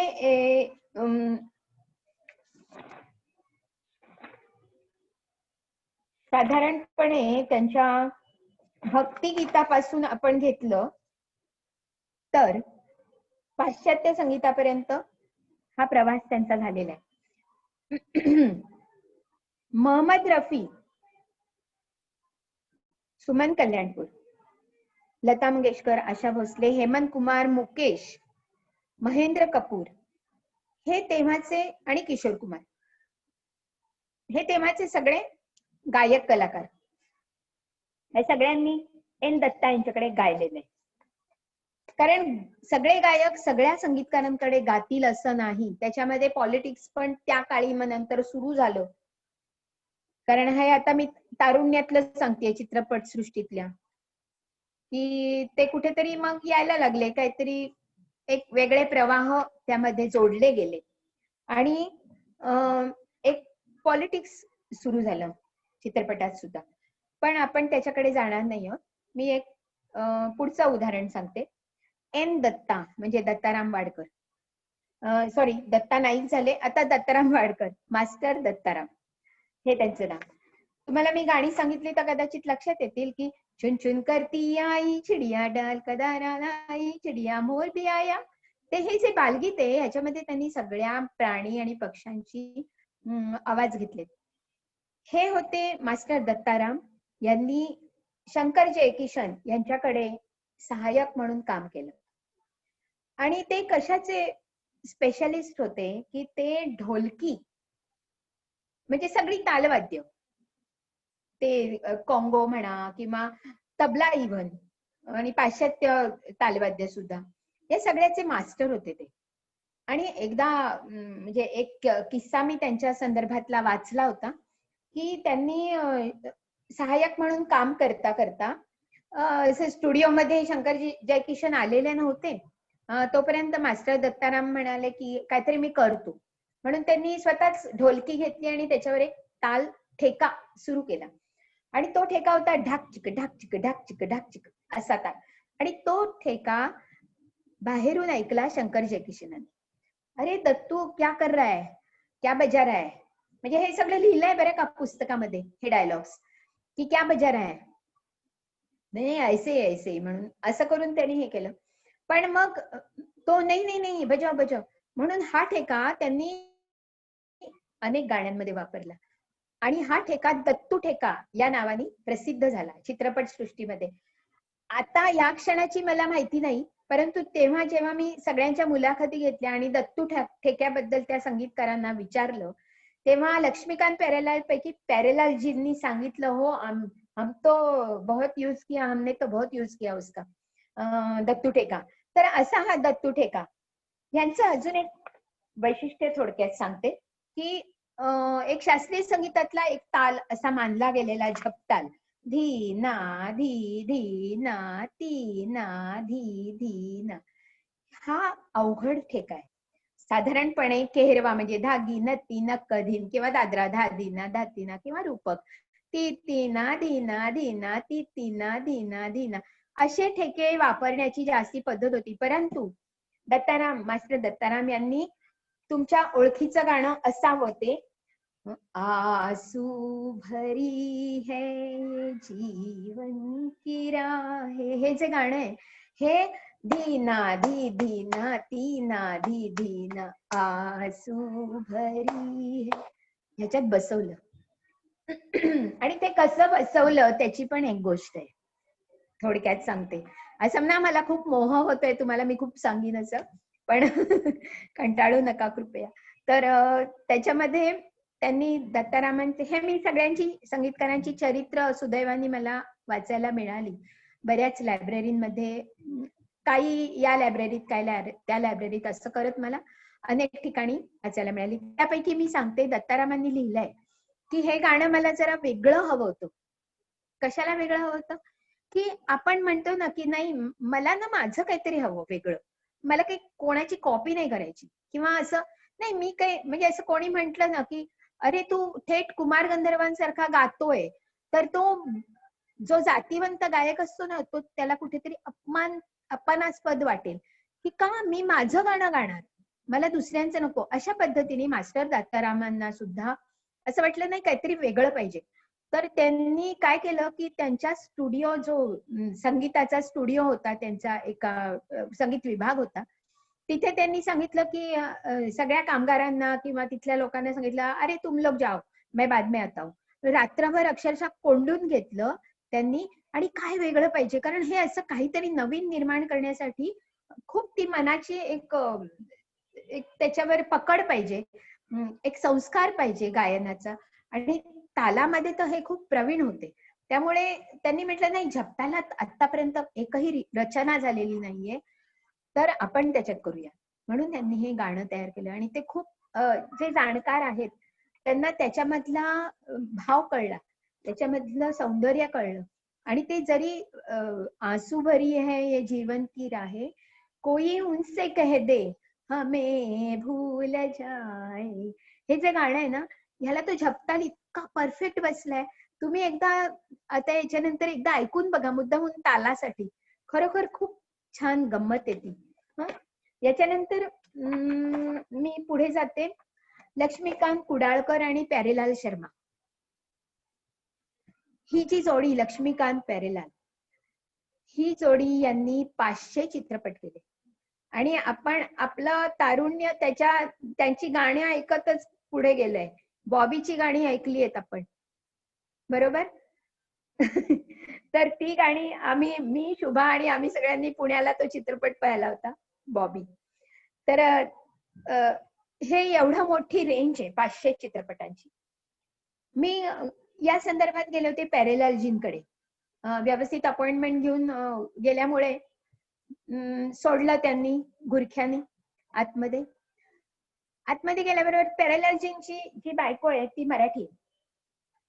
आणि मी गेल्याबरोबर तिथे त्यांच्या मांडीवर एक पोपट बसला होता, पाळलेला. आणि मी जाऊन बसले, म्हणजे मला जरा दडपणच आलं होतं, कारण एवढ्या मोठ्या माणसापुढे मी एवढी लहान, मी कसं काय बरं बोलू. पण त्यांनी इतकं मला रिलॅक्स केलं आणि छानपैकी गप्पा मारल्या. तो पोपट हळूहळू माझ्या हातावर येऊन बसला. मी लिहित होते, माझ्या हातावर येऊन बसला. मी तशी काय प्राण्याबिड्यांना घाबरत नाही, पक्ष्यांना मला आवडतं. तर तो येऊन बसला, तर माझं मी लिखाण चालू ठेवलं होतं, त्याला अशी कुरवाळ डाव्या हाताने. प्यारेलालजी मला माहिती नाही, मला खुश करायला म्हणाले किंवा काय, खरं काय मला माहिती नाही. आणि अरे आपसे वो बहुत इंस्पायर हो गया है, आप जो लिख रही है ना मेरे बारे में, उससे बहुत अच्छा लगा, इसलिए आपके पास आया, नहीं तो किसी के पास जाता नहीं. म्हटलं ठीक आहे, मी तर रिलॅक्स झाले त्यामुळे एका प्रकारे. पण फार छान त्यांनी सांगितलं. मी म्हटलं लक्ष्मीकांत प्यारेलाल हे तुमची जी जोडी आहे, या जोडीमध्ये म्हणजे काय एवढं रहस्य की तुम्ही 500 चित्रपट केले? कारण साधारण जोड्या अशा होतात सुरुवातीला, म्हणजे सुरुवातीचा जो एक आरंभ शूरपणा असतो किंवा काय, मग पुढे काही कारणाने ते थोडंसं फाटाफूट होते. म्हणे अरे मंजुषा जी, हमारी तो राम बनाई जोडी थी, हम कैसे अलग होते. तर ते खरोखर मृत्यूनीच, म्हणजे लक्ष्मीकांतजींचा मृत्यू झाला आणि तेव्हा ते वेगळे झाले. हा, तर अशा प्रकारे लक्ष्मीकांत प्यारेलाल त्यांच्या चित्रपटामध्ये त्यांनी मला बऱ्याच गोष्टी सांगितल्या. आणि मग मी त्यांना म्हटलं, तुम्ही एवढे 500 चित्रपट केले, या चित्रपटातलं तुमच्या आवडीचं गाणं कोणतं, आणि तुम्ही कशा पद्धतीने गाणं करत होतात, की तुम्ही गाणं करायचं आणि संगीत लक्ष्मीकांतनी द्यायचं, किंवा उलट, किंवा चाल करायची, किंवा काय जे काय कसं करत होतात. तर आजकाल असं झालंय की पार्श्व संगीत वेगळं, संगीत संयोजक वेगळा, संगीतकार वेगळा, आणखीन स्पेशल इफेक्ट हे वेगळं, असे 4 कॅटेगरी संगीतामध्ये झालेत. आणि ते जे कधी कधी हल्लकल्लोळ होतो ना, तो कधी कधी तो जास्तीच होतो. जाऊ दे, ते विषयांतर मी करत नाही. पण एक लक्ष्मीकांत प्यारेलालच्या संगीतातला एक त्यांनी काही किस्से सांगितले, तर त्याच्यामधला मला तुम्हाला काही सांगावंसं वाटतंय की लक्ष्मीकांत कुडाळकर आणि प्यारेलाल शर्मा हे एकत्र कसे आले, हा सगळ्यात पहिला माझा प्रश्न होता त्यांना. म्हणजे मी प्रश्न तसे लिहून घेतले. प्रत्येक मुलाखत करताना प्रत्येक व्यक्तीप्रमाणे ते प्रश्न बदलावे लागले. प्यारेलालजी स्वतःच होते, त्यामुळे लक्ष्मीकांतजी आणि प्यारेलालजी तुम्ही एकमेकांना कसे भेटला तिथपासून मी सुरुवात केली. तर लता मंगेशकरांचं सुरीले कला केंद्र, लता मंगेशकर आणि हृदयनाथ मंगेशकर सुरीले कला केंद्र नावाचं एक संस्था होती, आणि त्या संस्थेतून ते वेगवेगळ्या ठिकाणी वेगवेगळे गाण्यांचे कार्यक्रम करायचे. त्याच्यामध्ये वादक होते, गायक होते, आणि त्या वादकांमध्ये लक्ष्मीकांत कुडाळकर हे मेंडोलिन वादक. त्यांच्या वडिलांनी त्यांनाही मेंडोलिन शिक्षणाची त्यांनी म्हणजे पाया रचून दिला, आणि पुढे त्याला डेव्हलप केलं लक्ष्मीकांतजींनी. आणि प्यारेलाल शर्मा यांचे वडील रामप्रसाद शर्मा हे संगीतकारही होते आणि उत्तम व्हायोलिन वाजवायचे. त्यामुळे पॅलेलजींना शिक्षा म्हणजे एक प्रकारे शिक्षा त्यांनी म्हणजे त्यांनी सांगताना सांगितलं, मुझे शिक्षा दी गई मेरे पिताजी से. म्हटलं अच्छा, शिक्षा म्हणजे हिंदी शिक्षा असेल. नाही, मी मराठीतून सांगतोय शिक्षा. म्हटलं मराठीतून शिक्षा? अरे मंजुषा जी क्या बताऊं, 8-10 साल की उम्र, नीचे बच्चे खेल रहे क्रिकेट, मुझे बुला रहे, अरे प्यारे आजा, प्यारे आजा, और मेरा पाँव बांध दिया है बाल्कनी के, वो जो रहता है ना, म्हणजे गज असतात ना, त्याला बांधून ठेवलाय आणि हातामध्ये व्हायोलिन. वडिलांनी सांगितलं की हे एवढे सगळे धडे झाल्याशिवाय जायचं नाही. अरे क्या करता, रोज काय आहे म्हणून माझी शिक्षा होती ती, असं. त्याने मराठी पण बऱ्यापैकी बायको पण मराठी असलं. तर हा एक किस्सा, म्हणजे संगीतकार होणं एवढं सोपं नाहीये, किंवा कुठल्याही कलेचं दालन आपल्यासाठी खुलं होणं एवढं सोपं नाहीये, कोणत्याही क्षेत्रामध्ये असतं. त्याप्रमाणे पॅरेलालजी व्हायोलिनिस्ट आणि हे मेंडोलिन वादक लता मंगेशकरांच्या, हृदयनाथ मंगेशकरांच्या सुरीले कला केंद्रामध्ये त्यांची ओळख झाली. विविध कार्यक्रम व्हायला लागले आणि हळूहळू त्या दोघांची गट्टी जमली. समवयस्क होते, लता मंगेशकर मोठ्या होत्या त्यांच्यापेक्षा वयाने. मग अचानक एकदा काय झालं की त्यांना कल्याणजी आनंदजीचे एक असिस्टंट म्हणून त्यांना एक ऑफर आली आणि लता मंगेशकरांची म्हणजे चांगल्यापैकी प्रभुत्वच होतं त्या इंडस्ट्रीवर त्या काळात तेव्हा. तर त्यामुळे शब्द टाकला की हा लताजी चलेगा, म्हणून असं अरे अच्छे छोरे हैं उनको ले लो असं म्हणून कल्याणजी आनंदजींकडे यांनी वर्णी लावून टाकली या दोघांची, ती ते चांगलं वाजवतील. मग कल्याणजी आनंदजी तर तेव्हा एस्टॅब्लिश झालेले कलाकार होते, संगीतकार म्हणून. त्यांच्याकडे यांनी काम करायला सुरुवात केली. काम करायला सुरुवात करता करता कधी कधी काय होतं की एखाद्या संगीतकाराकडे खूप काम येतं आणि अचानक एखादा प्रोड्युसर येतो, नाही नाही आपको अभी ये महीना में शुरुआत करनी पडेगी, म्हणजे या महिन्यातच तुम्ही सुरुवात करा या संगीताला. आणि मग अरे एवढं कामाचं मी करू काय, असं होतं. तर मग या लक्ष्मीकांत प्यारेलाल हे दोघं जरा तोपर्यंत थोडे 18-20 वर्षापर्यंत पोचले होते ते या वयात. त्यांना सांगितलं की तुम्ही एक चित्रपट करायचा आहे आणि त्याच्यासाठी तुम्हाला मद्रासला जावं लागेल, तिकडे जा आणि तुम्ही संगीत करा. त्या दोघांना काही कळेच ना, हे काय 20 वर्षाचं वय म्हणजे काय असं एकदम एवढी जबाबदारी अंगावर घ्यायची आणि संगीत करायचं वगैरे करत. मग ते गेले आणि हळूहळू त्यांनी सुरुवात केली आणि दोस्ती नावाचा चित्रपट हा त्यांचा पहिला, आणि त्याच्यातली गाणी गाजली, इतकी गाजली की लक्ष्मीकांत प्यारेलालला तेव्हा अवॉर्ड्स मिळायला लागली आणि ह्यांच्या जोडीचं नाव म्हणजे सगळ्या सिनेमा प्रोड्युसर कडे गेलं, फिल्मवाले त्यांच्या मागे लागायला लागले आणि यांनी उत्तम काम केलं.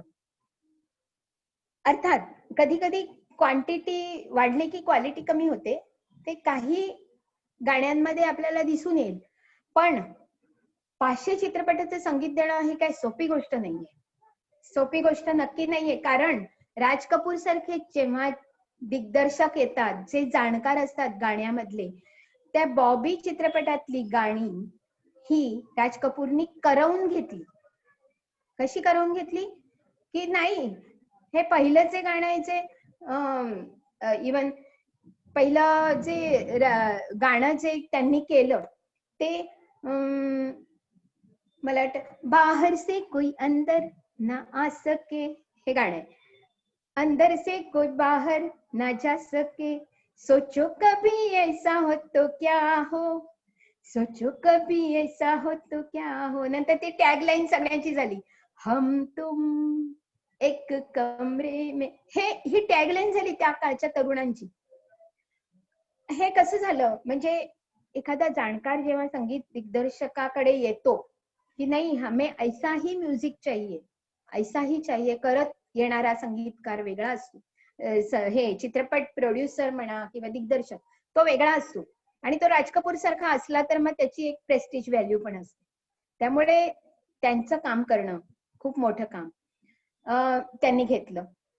पण बॉबी पर्यंत येण्याचा त्यांचा जो प्रवास होता तो खूप मोठा प्रवास होता, कारण हे एवढं सोपा नव्हतं. कारण शंकर जयकिशन तेव्हा राज कपूर बरोबर एस्टॅब्लिश झालेले संगीतकार असून सुद्धा त्यांनी या नवोदिताला घेतलं.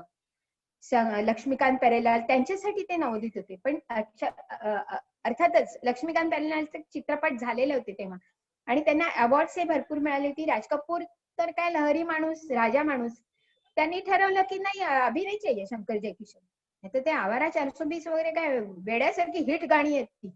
पण हे सगळं सोडून त्यांनी नव्या संगीतकाराला दिलं. शैलेंद्र सिंग सारखा नवा कलाकार घेतला आणि लक्ष्मीकांत प्यारेलालचं एक मात्र होतं, हम तो लताजी को ही लेंगे.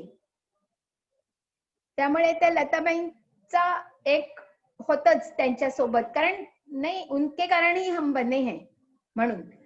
तर ते हे झालं आणि अशा प्रकारे लक्ष्मीकांत प्यारेलालचा प्रवास असा एकत्र 500 चित्रपटांचा होता. हा एक तुम्हाला सांगितलं त्याप्रमाणे वसंत देसाई, सी रामचंद्र, लक्ष्मीकांत प्यारेलाल हा मोठा स्पॅन आहे त्यांचा, त्यांच्या जोडीचा.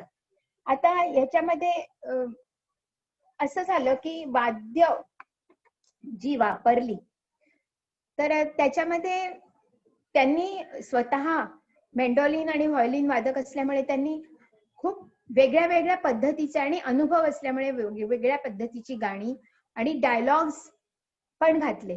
ते म्हटले तुम्हाला असं कधी आठवलं का की एखादं प्रॉमिसिंग गाणं आहे की काही जमतच नाहीये, किती वेळ प्रयत्न केला पण काय मनासारखं जमत नाहीये. बरं, चित्रपटाचं संगीत तयार होताना ची जी प्रोसिजर आहे ती खूप तशी अवघड असते, कारण संगीतकार बरं जवळ वादक आणि सिनेमाचा प्रोड्युसर, डायरेक्टर हे सगळे, कधी कधी गायकांचा रोल नंतर असतो. आपल्या समोर जे गाणं येतं ते सगळ्या तावून सुलाखून निघून आपल्या समोर येतं.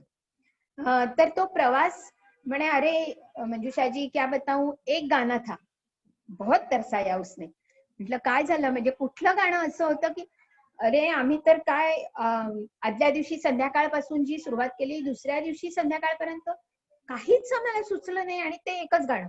आणि आमचे प्रोड्युसर बसले होते की नाही नाही हे आलंच पाहिजे, चांगलंच झालं पाहिजे. मग आता काय करायचं, तर मग ठीक आहे, आता आनंद बक्षी होते गीतकार, ते पण असायचेच, म्हणजे संगीतकाराबरोबर गीतकार असायचे, कारण त्या मीटर मध्ये बसणारे शब्द लिहिणार कोण. मग आनंद बक्षी निघाले, अच्छा तो हम चलते हैं, तुम्ही गाणं ओळखलंच असेल. अरे फिर कब मिलोगे, कल नहीं तो परसों, अरे बन गया अपना गाना, अच्छा तो हम चलते हैं, हे गाणं झालं.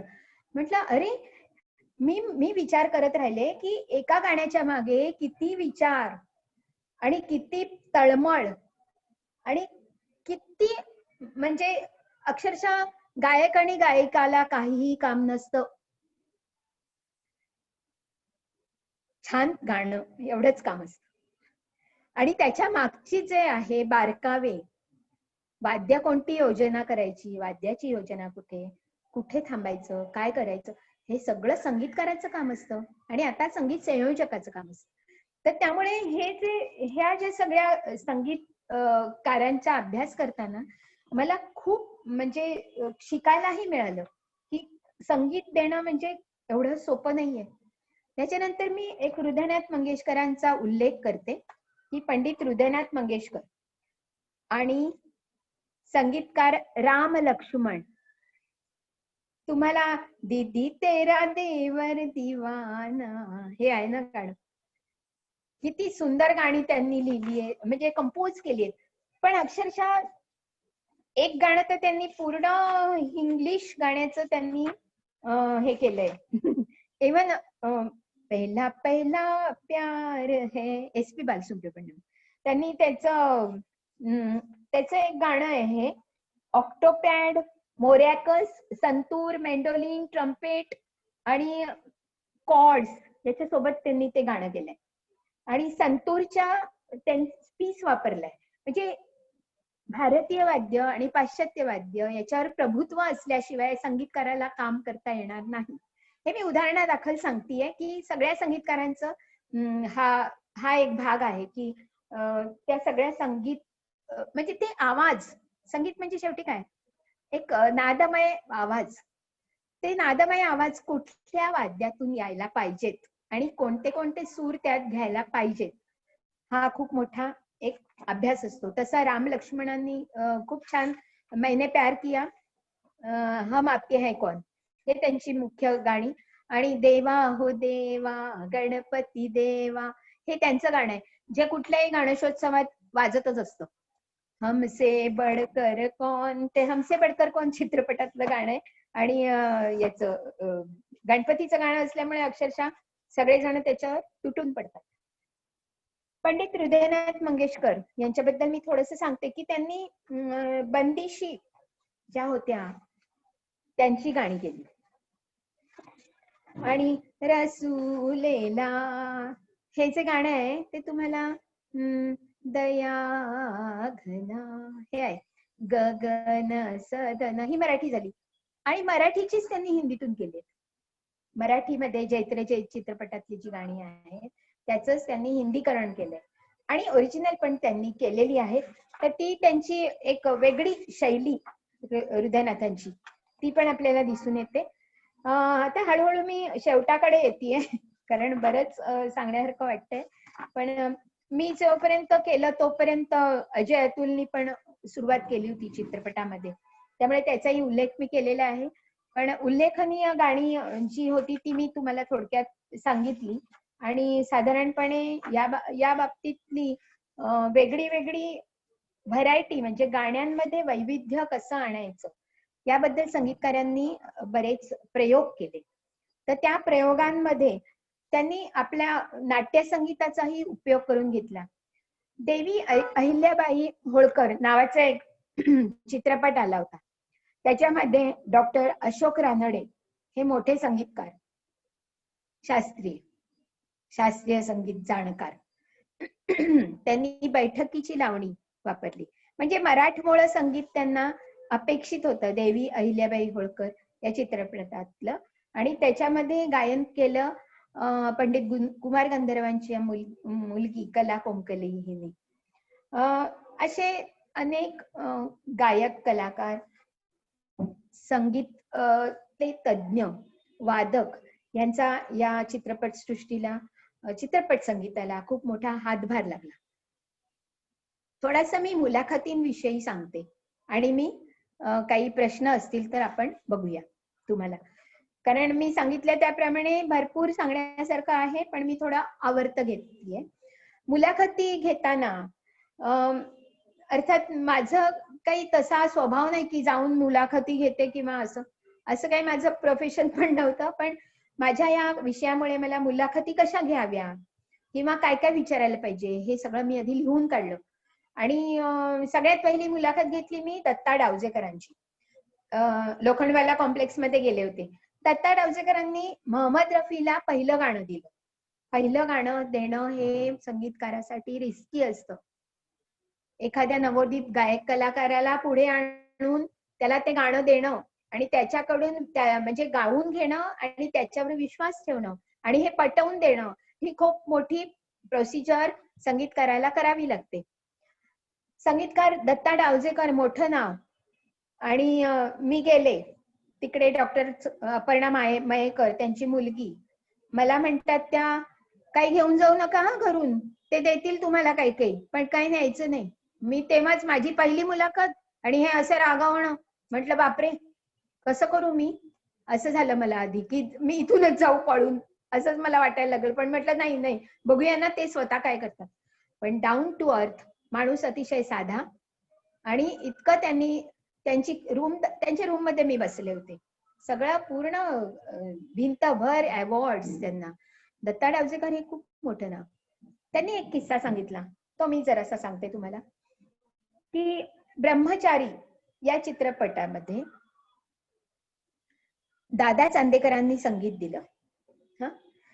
यमुना जळी खेळू खेळ कन्हैया, आणि ते हिंदीमध्ये पण झालं ब्रह्मचारी, यमुना जल में खेळू असं. तर त्यांच्या स्टुडिओ होता मास्टर विनायकांचा, ब्रह्मचारी जिथे शूट झालं. मास्टर विनायकांचा स्टुडिओमध्ये एकदा एक लहान मुलगी आली. आणि त्या काळी काय होतं की संगीत विभाग जा गायिका म्हणून व्हायचंय, जा संगीत विभागाकडे. अभिनेत्री व्हायचंय, जा अभिनय विभागाकडे. म्हणजे असे विभाग होते.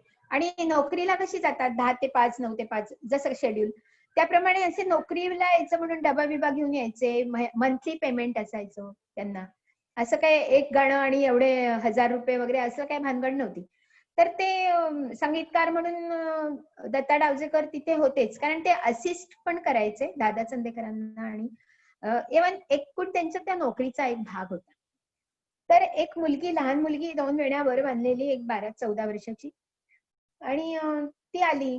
आता दत्ता डावजेकर मला म्हणाले की असं होतं की त्या काळी खूप जण यायचे ऑडिशनसाठी, तर तशीच मुलगी असेल म्हणून मी म्हंटल का हा ठीक आहे चल. मी आपली काहीतरी माझं नोटेशन काढणं चालू होतं, एका चित्रपटाला संगीत द्यायचं होतं त्याचं, आणि मी हार्मोनियमवर होतो. तिला आपलं मी म्हंटल जस्ट मी बघितलं ओझरतं आणि तिला म्हटलं चल सुरू कर. आणि तिने सुरू केलं आणि मी आपले हार्मोनियम माझं चाललं होतं. मी काय एवढं लक्ष देत नव्हतं, पण अचानक मला वाटलं नाही हे काहीतरी वेगळंच आहे बरं का. काय झालं की तिने एक बंदिश सुरू केली आणि ती होती मास्टर दीनानाथांची. आणि ती इतकी अप्रतिम गायली की मी अक्षरशः नोटेशन करणं, हार्मोनियम वाजवणं हे सगळं विसरलो. तिचं गाणं ऐकलं मनसोक्त. तिला म्हटलं अजून तुला काय काय येतं ते मला गाऊन दाखव. तिने एकामागोमाग अशी 3-4 गाणी मला म्हणून दाखवली. आणि मग मी मास्टर विनायकांकडे गेलो तिला घेऊन आणि म्हटलं, त्यांना सांगितलं अहो या मुलीला सोडू नका, रत्न आहे रत्न. मास्टर विनायक म्हणाले अहो असणारच का, काय झालं. अहो मास्टर दीनानाथांची पोरगी आहे, दीनानाथ नुकतेच वारले. आता घर चालवण्यासाठी या पोरीला गाणं चित्रपटात म्हणायचं आहे, त्याच्यासाठी ती ऑडिशनला आलेली आहे. आणि अशा प्रकारे लताबाईंची कारकिर्दीची सुरुवात दत्ता डावजेकरांकडून झाली. आणि त्यांनी तिला पहिलं मराठी गाणं दिलं, तुझं स्वप्नी पाहते गोपाळा. हे त्यांचं गाणं, लताबाईंचं पहिलं गाणं दत्ता डावजेकरांकडे. आणि अशा दृष्टीने अशा प्रकारे वेगवेगळे संगीतकारांकडून वेगवेगळ्या गायक कलाकारांचाही एक म्हणजे आपल्या उदय झाला म्हणू आपण, किंवा आपल्यासाठी ते एक वरदान मिळालं की आपल्याला खूप चांगले चांगले गायक कलाकार मिळाले. या मुलाखती घेताना मी जशी दत्ता डावजेकरांची घेतली तशा प्रकारे अनेक जणांच्या मुलाखती घेतल्या आणि मला चांगले अनुभव आले, खूप छान माहिती मिळाली. म्हणजे एक आपलं मनामध्ये सुद्धा एक भावना असतात आपल्या की उत्सुकता असते, आणि हे मी करते हे बरोबर आहे का असं पण वाटायला लागतं कुठेतरी. तर मी प्रत्येकाला सांगायची की मी अशा अशा प्रकारे करते, तुम्हाला काही त्याच्यामध्ये सुधारणा हवी असेल तर मला सांगा. तर नाही म्हणे तू तर योग्य प्रकारे करते. कारण मला म्हटलं मला जंत्री नाही करायची गाण्यांची, ती अनेक पुस्तकांमध्ये आहे, पण मला त्याचं विश्लेषण करायचंय माझ्या दृष्टिकोनातून. म्हणून ते मी जे विश्लेषण प्रत्येकाचं मी लिहिलेलं आहे, केलेलं आहे. एक उगाच मी एक अभिमान म्हणून सांगते, खरं सांगू नये, आत्मस्तुती करू नये असं म्हणतात. पण माझी जेव्हा परीक्षा झाली PhDची, तेव्हा तिथले एक परीक्षकांनी तो माझा प्रबंध उचलून धरला आणि हा अनमोल ठेवा आहे, हिंदी चित्रपट सृष्टीत त्या संगीताचा अनमोल ठेवा आहे असं मला त्यांनी सांगितलं. आणि सर्वोत्कृष्ट प्रबंधाचं मला पारितोषिक मिळालं. आता मी इथे आवर्त घेते आणि सगळ्यांना खूप धन्यवाद तुम्ही ऐकलं म्हणून. आता काही प्रश्न असतील तर विचारा. यशवंत देवांविषयी काय? यशवंत देवांनी एकाही चित्रपटाला संगीत नाही दिलं दुर्दैवाने. श्रीनिवास खळ्यांनी पण एकही संगीत, हिंदी नाही. माझा हिंदी चित्रपट विषय होता, हिंदी चित्रपट संगीत. त्याच्यामध्ये हिंदी संगीतकारांमध्ये त्यांचं नाव नाही घेता आलं कारण त्यांनी कुठल्याही हिंदी चित्रपटाला संगीत नाही दिलं. ओके. म्हणजे मी उलट यशवंत देवांचा उल्लेख याच्यासाठी करते की साज नावाचा एक चित्रपट आला होता, त्याच्यात त्यांनी एक नाट्यसंगीत दिलं होतं आणि ते मराठीच होतं नाट्यसंगीत. त्याच्यामध्ये 4 संगीतकार होते. त्याच्यापैकी एक यशवंत देव होते, पण म्हणजे मराठी संगीत नाट्यसंगीतच त्यांनी घेतलं होतं, त्यामुळे हिंदी चित्रपट संगीतकारामध्ये त्यांचा मला समावेश करता नाही आला. नाही ठीक आहे, म्हणजे एक यशवंत देवांचं एक नाव समोर आलं, हो. तुला विचारूया तुला. सुधीर हा. फडकेंबद्दल फार सुंदर. सुधीर फडकेंनी 22 चित्रपट केले, जास्ती नाही केले. मंजुषा फार सुंदर, फार मुद्देसूद मांडलंस, अतिशय सुंदर संशोधन केलेलं आहे. थँक्यू मांडण्याची तुझी पद्धत कौतुकास्पद आहे, थँक्यू खरोखर. May God bless you. Thank you. फार सुंदर, फार सुंदर. एक अजून एक मला किस्सा आठवला, असं मला आठवत जातील, सांगू का? एक जरूर. छोटासा सांग किस्सा. जरूर जरूर.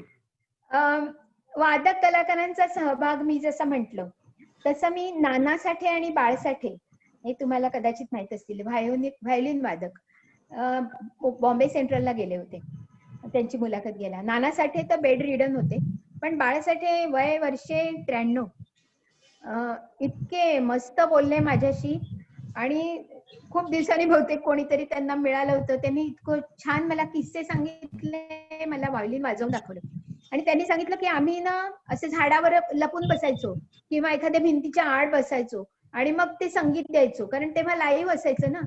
तबलची सगळ्यात जास्ती पंचायत यायची, कारण व्हायोलिन वगैरे कसं असं झाडावर बसताना असं मांडीवर ठेवून, पण तबलजीला 2-2 सांभाळायला लागायचे ना, तबला आणि डग्गा, तर त्याची पेटीवाल्याची अशी पंचायत यायची. तर पण आम्हाला खूप मजा आली, म्हणजे त्यांनी खूप इतकं कौतुकाने सगळं सांगितलं. त्याच्या विरुद्ध त्यांचा मला वाटतं पुतण्या सुराज साठे, तुम्ही नाव ऐकलं असेल, त्याची पण मी मुलाखत तेव्हाच घेतली, कारण त्यांना विचारूनच गेले होते. त्यांनी पण हिंदी चित्रपटामध्ये अनेक लक्ष्मीकांत प्यारेलाल, आर डी बर्मन, राम लक्ष्मण सगळ्यांबरोबर वाजवलेलं आहे.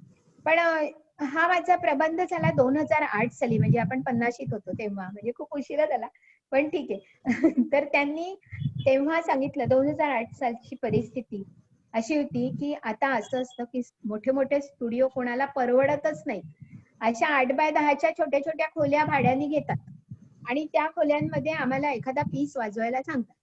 तो कुठल्या चित्रपटासाठी, कुठल्या गाण्यासाठी, कोण संगीतकार, आम्हाला काही माहिती नसतं.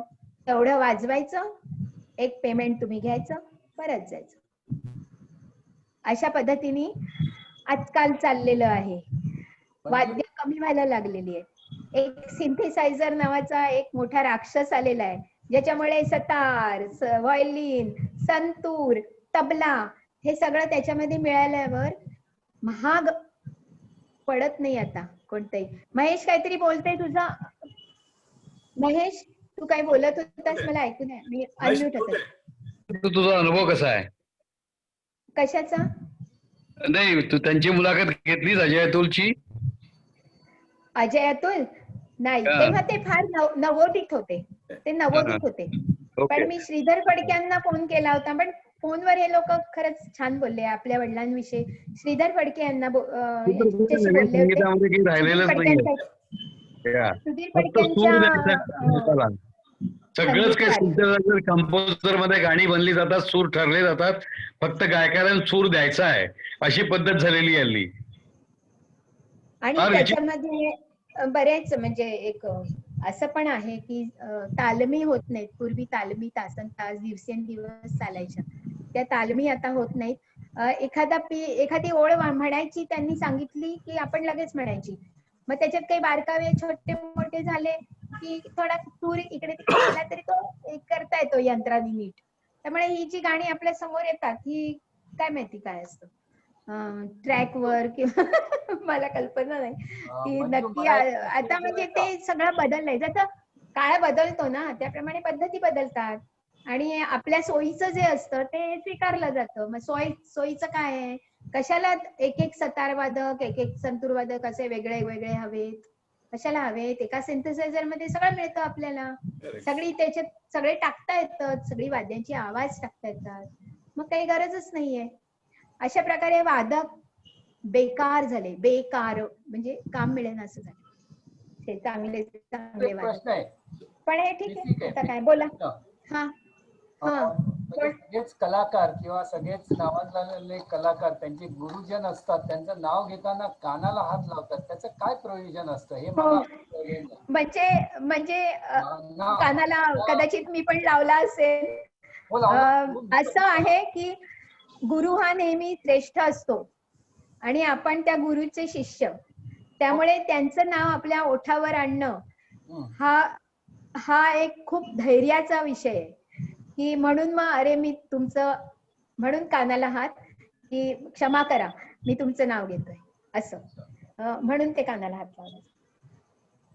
आणि हे शास्त्रीय संगीतामध्ये जास्ती आहे, बाकी मला हल्ली बरेच लोक कानाला हात लावतात कुठल्याही गुरुचं हो नाव. हो आहे ते, म्हणजे तो एक कृतज्ञता आहे, गुरुशी कृतज्ञता. त्याचं श्रेष्ठत्व कायमच राहतं. गुरुमुळेच आपण असतो. आणि ही गोष्ट खरी आहे, गुरुमुळेच आपण असतो. गुरु हे खरोखरच गुरुशिवाय मोक्ष नाही, गुरुशिवाय पुढे गती नाही माणसाला. ही गोष्ट नक्कीच. कानाला हात लावू नको उगाच. अजून कोणाला काही प्रश्न? स्मिता दुसरा प्रश्न म्हणजे ज्याचा याच्याशी थोडा सुद्धा संबंध नाही, फक्त तुझा उल्लेख झाला श्रीकांतचा. तू म्हणाली श्रीकांत मला नीट ऐकू येत नाही. एक मिनिट, मला ऐकू नाही येते जरा मोठ्याने. श्याम तुझा आवाज जरा वीक आहे, थोडासा जरा जवळ येऊन किंवा मोठ्याने बोल. नाही, मला फक्त एवढंच विचारायचं, Shrikant was working with SSC I believe. काय नाही समजलं. नाही, श्रीकांत एसएससी मध्ये काम करत होता का? हो, एसीसी सिमेंट फॅक्टरी. हो, आम्ही गुजरातमध्ये होतो, सेवालियाला. म्हणजे डाकोर माहित असेल तर त्याच्या जवळ होतं ते. 5 वर्ष तिथे राहिलो. Okay, thank you. तू फार मुद्देसूद बोललीस, छान बोललीस. एक मिनिट. आणि हा बोल, सॉरी. स्मिताला बोलून दे. स्मिता, मला एक प्रश्न आहे की हे पीएचडीच्या वेळी आम्ही असं ऐकलेलं आहे की एक गाईड असतो आणि मग त्याच्या अंडर आपण हा रिसर्च करतो, प्रबंध लिहितो. तुझ्यासाठी पण कोणी गाईड होता का, तू स्वतः केलं सगळं? नाही, मी हा प्रश्न अपेक्षित करतच होते. झालं असं होतं की नाही, माझ्या गाईडनी सही केली आहे माझ्या प्रबंधावर. माझी गाईड होती डॉक्टर रसिका फडके. ती माझी चांगली मैत्रीण आहे. दोघी आम्ही भरपूर बिझी. आणि तिला मी म्हंटल होतं की रसिका, मी फक्त तुझी सही हवी आहे मला, आणि डोंबिवलीतल्या डोंबिवलीत आहे म्हणून ते मला सोयीचं आहे. त्यामुळे मी फक्त सही पुरतं तिचं नाव घेतलं होतं. गाईड ऍज अ गाईड म्हणून नाही झालं. पूर्ण मेहनत आणि संकल्पना सगळं तुझंच. 100% माझी होती. आणि तुम्हाला एक अजून सांगते की जी परीक्षा असते आजकाल, पीएचडी म्हटल्यावर बरेच गैरप्रकार पण होतात, की ही पीएचडी कोणाला मिळतीये किंवा काय, त्याच्याबद्दल त्याला खरोखर त्याचं ज्ञान आहे किंवा नाही याच्याबद्दल कधी कधी मनामध्ये शंका असतात. तर ही पीएचडीची जी परीक्षा असते ती मी सांगितलं त्याप्रमाणे 3 तास चालली, आणि हे सगळं रेकॉर्ड होतं, आणि हे सगळे परीक्षक पुन्हा सगळं ऐकतात. आणि माझा विषय खूप मोठा होता, त्यामुळे ते 400 मार्काची परीक्षा असते आणि त्याला 75% पासिंग असते. 75% मिळाले तरच तुम्ही पास होता. अर्थात सगळ्या मोठ्या परीक्षा अशाच असतात. पण जर आपण स्वतः मेहनत केलेली असते, आपण जेव्हा ते सगळं अनुभवलेलं असतं, तेव्हा मी 3 तास नॉनस्टॉप बोलत होते. की मग नंतर जशी आता आपली प्रश्नोत्तर आहेत ना, तसं चाललं होतं. आणि माझ्या समोर प्रबंधही नव्हता. आता माझ्या समोर प्रबंध मी ठेवलाय, पण तेव्हा प्रबंधही नव्हता. पण ते इतकं असं आतून होतं ना, कारण मी हे सगळं अनुभवलंय आणि सगळं लिहिलेलं होतं, मी वाचलेलं होतं. मुलाखतींमधून मला ती माणसं माझ्यासमोर उभी राहिली होती. त्यांचं संगीत ऐकल्यामुळे मला त्यांचं पद्धत कळली होती. मला त्याच्यामधल्या जे बारकावे होते ते मला दिसले. वाद्य वापरलेली ते दिसू लागलं होतं. त्यामुळे मला ते जड नाही गेलं तसं. आणि आवडीचा विषय होता ना चित्रपट संगीत, आवडीचा विषय असं. ऍब्सोल्युटली. खूपच छान, खूपच छान. सुरेन बोल, अनम्यूट कर. नाही, मला एवढंच म्हणायचंय मंजुषा, खूपच छान मुद्देसूद बोललीस. आणि हे जे आपण नवीन उपक्रम चालू करायचं म्हणला, त्याची सुरुवात फारच धडाक्यात झाली असं मला वाटलं. थँक्यू. तू तू तुझ्या विषयाविषयी एवढी पॅशनेट आहेस असंही जाणवलं त्या सगळ्यातनं. आणि मेहनत तुझी 4 वर्षांची जी आहे त्याच्यातनं तू जी काही अशी अमृतधार काढल्यासारखं 1.5 तासामध्ये आम्हाला तो आनंद दिलास, त्यामुळे तुझ्या मेहनतीतनं आम्ही मात्र खरंच यथेच्छ अनुभव घेतला. मला एवढंच वाटलं की 1.5 तास तुला कमी पडला. तुझ्याजवळ एवढे रोचक किस्से आहेत की एक आपल्याला केवळ अजून एक असा कार्यक्रम तुझे किस्से ऐकण्यासाठी किंवा तुझा हा प्रवास आणखीन समजून घेण्यासाठी हा आपण नक्कीच करू शकतो.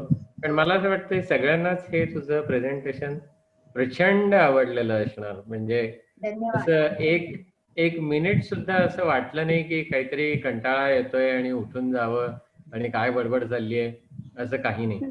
आणि कुठल्याही प्रकारचा इलेक्ट्रॉनिक मीडियाचा वापर न करता तू प्रेझेंटेशन केलं.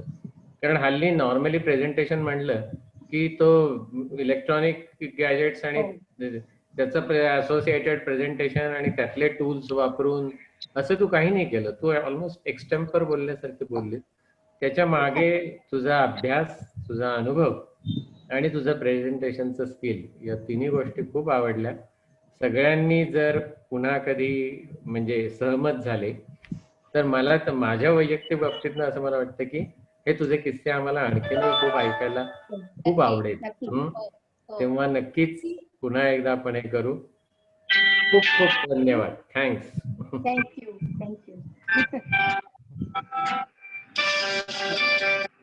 मंजू, उद्या खूपच छान झालं का? एकदम खूप म्हणजे अगदी मंत्रमुग्ध झाल्यासारखं वाटलं. असं ऑलमोस्ट 1 hour 45 minutes झालं. कधी कुठेही असं वाटलं नाही की बोर झालं नाही, काय नाही.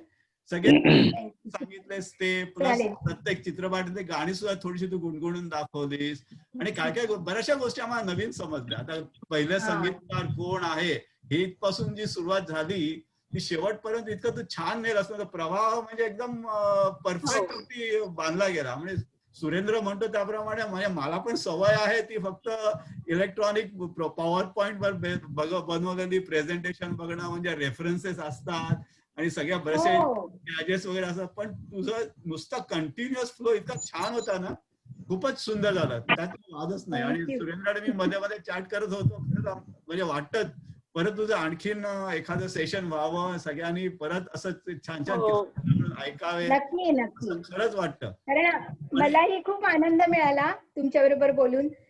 माझी मुलाखत 2-3 ठिकाणी झाली होती आणि पुण्याच्या फिल्म इन्स्टिट्यूट मध्ये माझा एक दीड तासाचाच कार्यक्रम थोडक्यात झालेला होता. म्हणजे ते माझं रेकॉर्डिंग झालं होतं आणि तेव्हा ते प्रसारण रेडिओवर झालं होतं अर्थात. तर ते मी एन्जॉय करते आणि या गोष्टी मला आवडतात. तेच मला म्हणजे चेहऱ्यावर ना तो सांगताना एक आनंद दिसत होता. म्हणजे असं नाही की आपण काहीतरी बोलतोय आणि असं नाही, सगळं परफेक्ट. म्हणजे तू विषयाच्या बाहेर सुद्धा गेली नाहीस, बरोबर त्याला पकडून राहिलीस, बरोबर त्या एकाच लाईनीमध्ये गेलीस, कुठेही झालं नाही. म्हणजे सुरेख झालं. मग पुढच्या वेळेला तू आम्हाला गाणी पण थोडी जास्त ऐक. मला वाटतं मी गाण्यांची अगदी वेळ म्हणजे मला असं वाटत असतं. तर पुढच्या वेळेला ना संगीतकारांच्या जी तू सांगत होतीस ना त्याबरोबर थोडी गायलीस पण तर मला अगदी बरं वाटेल. चालेल, मी असं आपण करूया ना. म्हणजे काय मी बोलले त्याप्रमाणे संगीतकार खूप मोठे, वसंत देसाई, सी रामचंद्र, लक्ष्मीकांत तर खूपच मास्टर विनायकांविषयी पण तू थोडं बोलली असतीस तर. मास्टर विनायक दिग्दर्शक आहेत, पण दादा म्हणजे आणि हृदयाविषयी पण असं मला असं झालं की तू काय सांगतेस ते ऐकायला अधीर होते. हृदयनाथ मंगेशकर तर अजून सांग. आणि मंजू, जेव्हा तू काहीच गाण्याविषयी बोलत नसतेस तेव्हा कल्पना येत नाही की तुझा अभ्यास एवढा आहे. आज आता कळलं मला की तू कंटिन्युअस बोलत होतीस. म्हणून तर तिच्या म्हणून तर तिच्या समोर गाताना असं होतं ना, भीती वाटते. हो ग, असं अशी मी काय स्वतः परफॉर्मर वगैरे तशी नाहीये. मी आपली पण चुका कळतात ना. आम्ही मंजुषा तू म्हणजे संगीत खजाना आहेच ग. खजाना आहे, खजाना आहे. हा.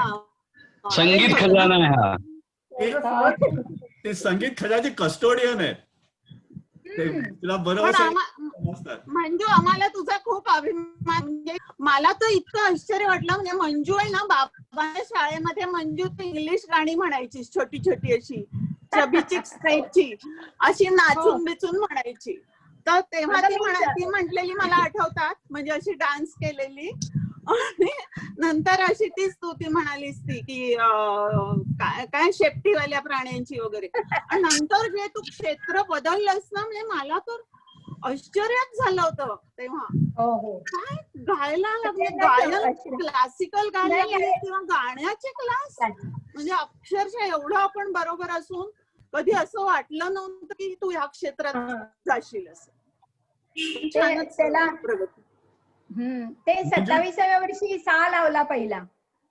तेव्हा मला कळलं की सा म्हणजे काय. म्हणजे जे पारंपरिक असतं त्याच्यापेक्षा माझं खूप उशिरा, म्हणजे अति उशिरा सुरू झालं सगळं. ठीक आहे, असं तू म्हणतेस तसं तू सुरुवातीला तुझं हे शास्त्रीय संगीत तुला आवडायचं नाही, तिथपासून त्याच्या अजिबात नाही आवडत करणं, त्याच्यामध्ये PhD करणं is amazing. No doubt about that. कारण नाही, माझ्या वडिलांना शास्त्रीय संगीताची आवड होती, तर ते रेडिओवर लागायचं ना 20-30 शनिवार रविवार आम्ही ते शास्त्रीय संगीतच ऐकायचो. मग इतका कंटाळा यायचा की केव्हा ते जातात बाहेर आणि मी केव्हा विविध भारती लावते असं वाटतं. नाही पण खरंच छानच. पण तो एक कुठेतरी माझ्यात संस्कार झाला असावा, म्हणजे तेव्हा नकळत.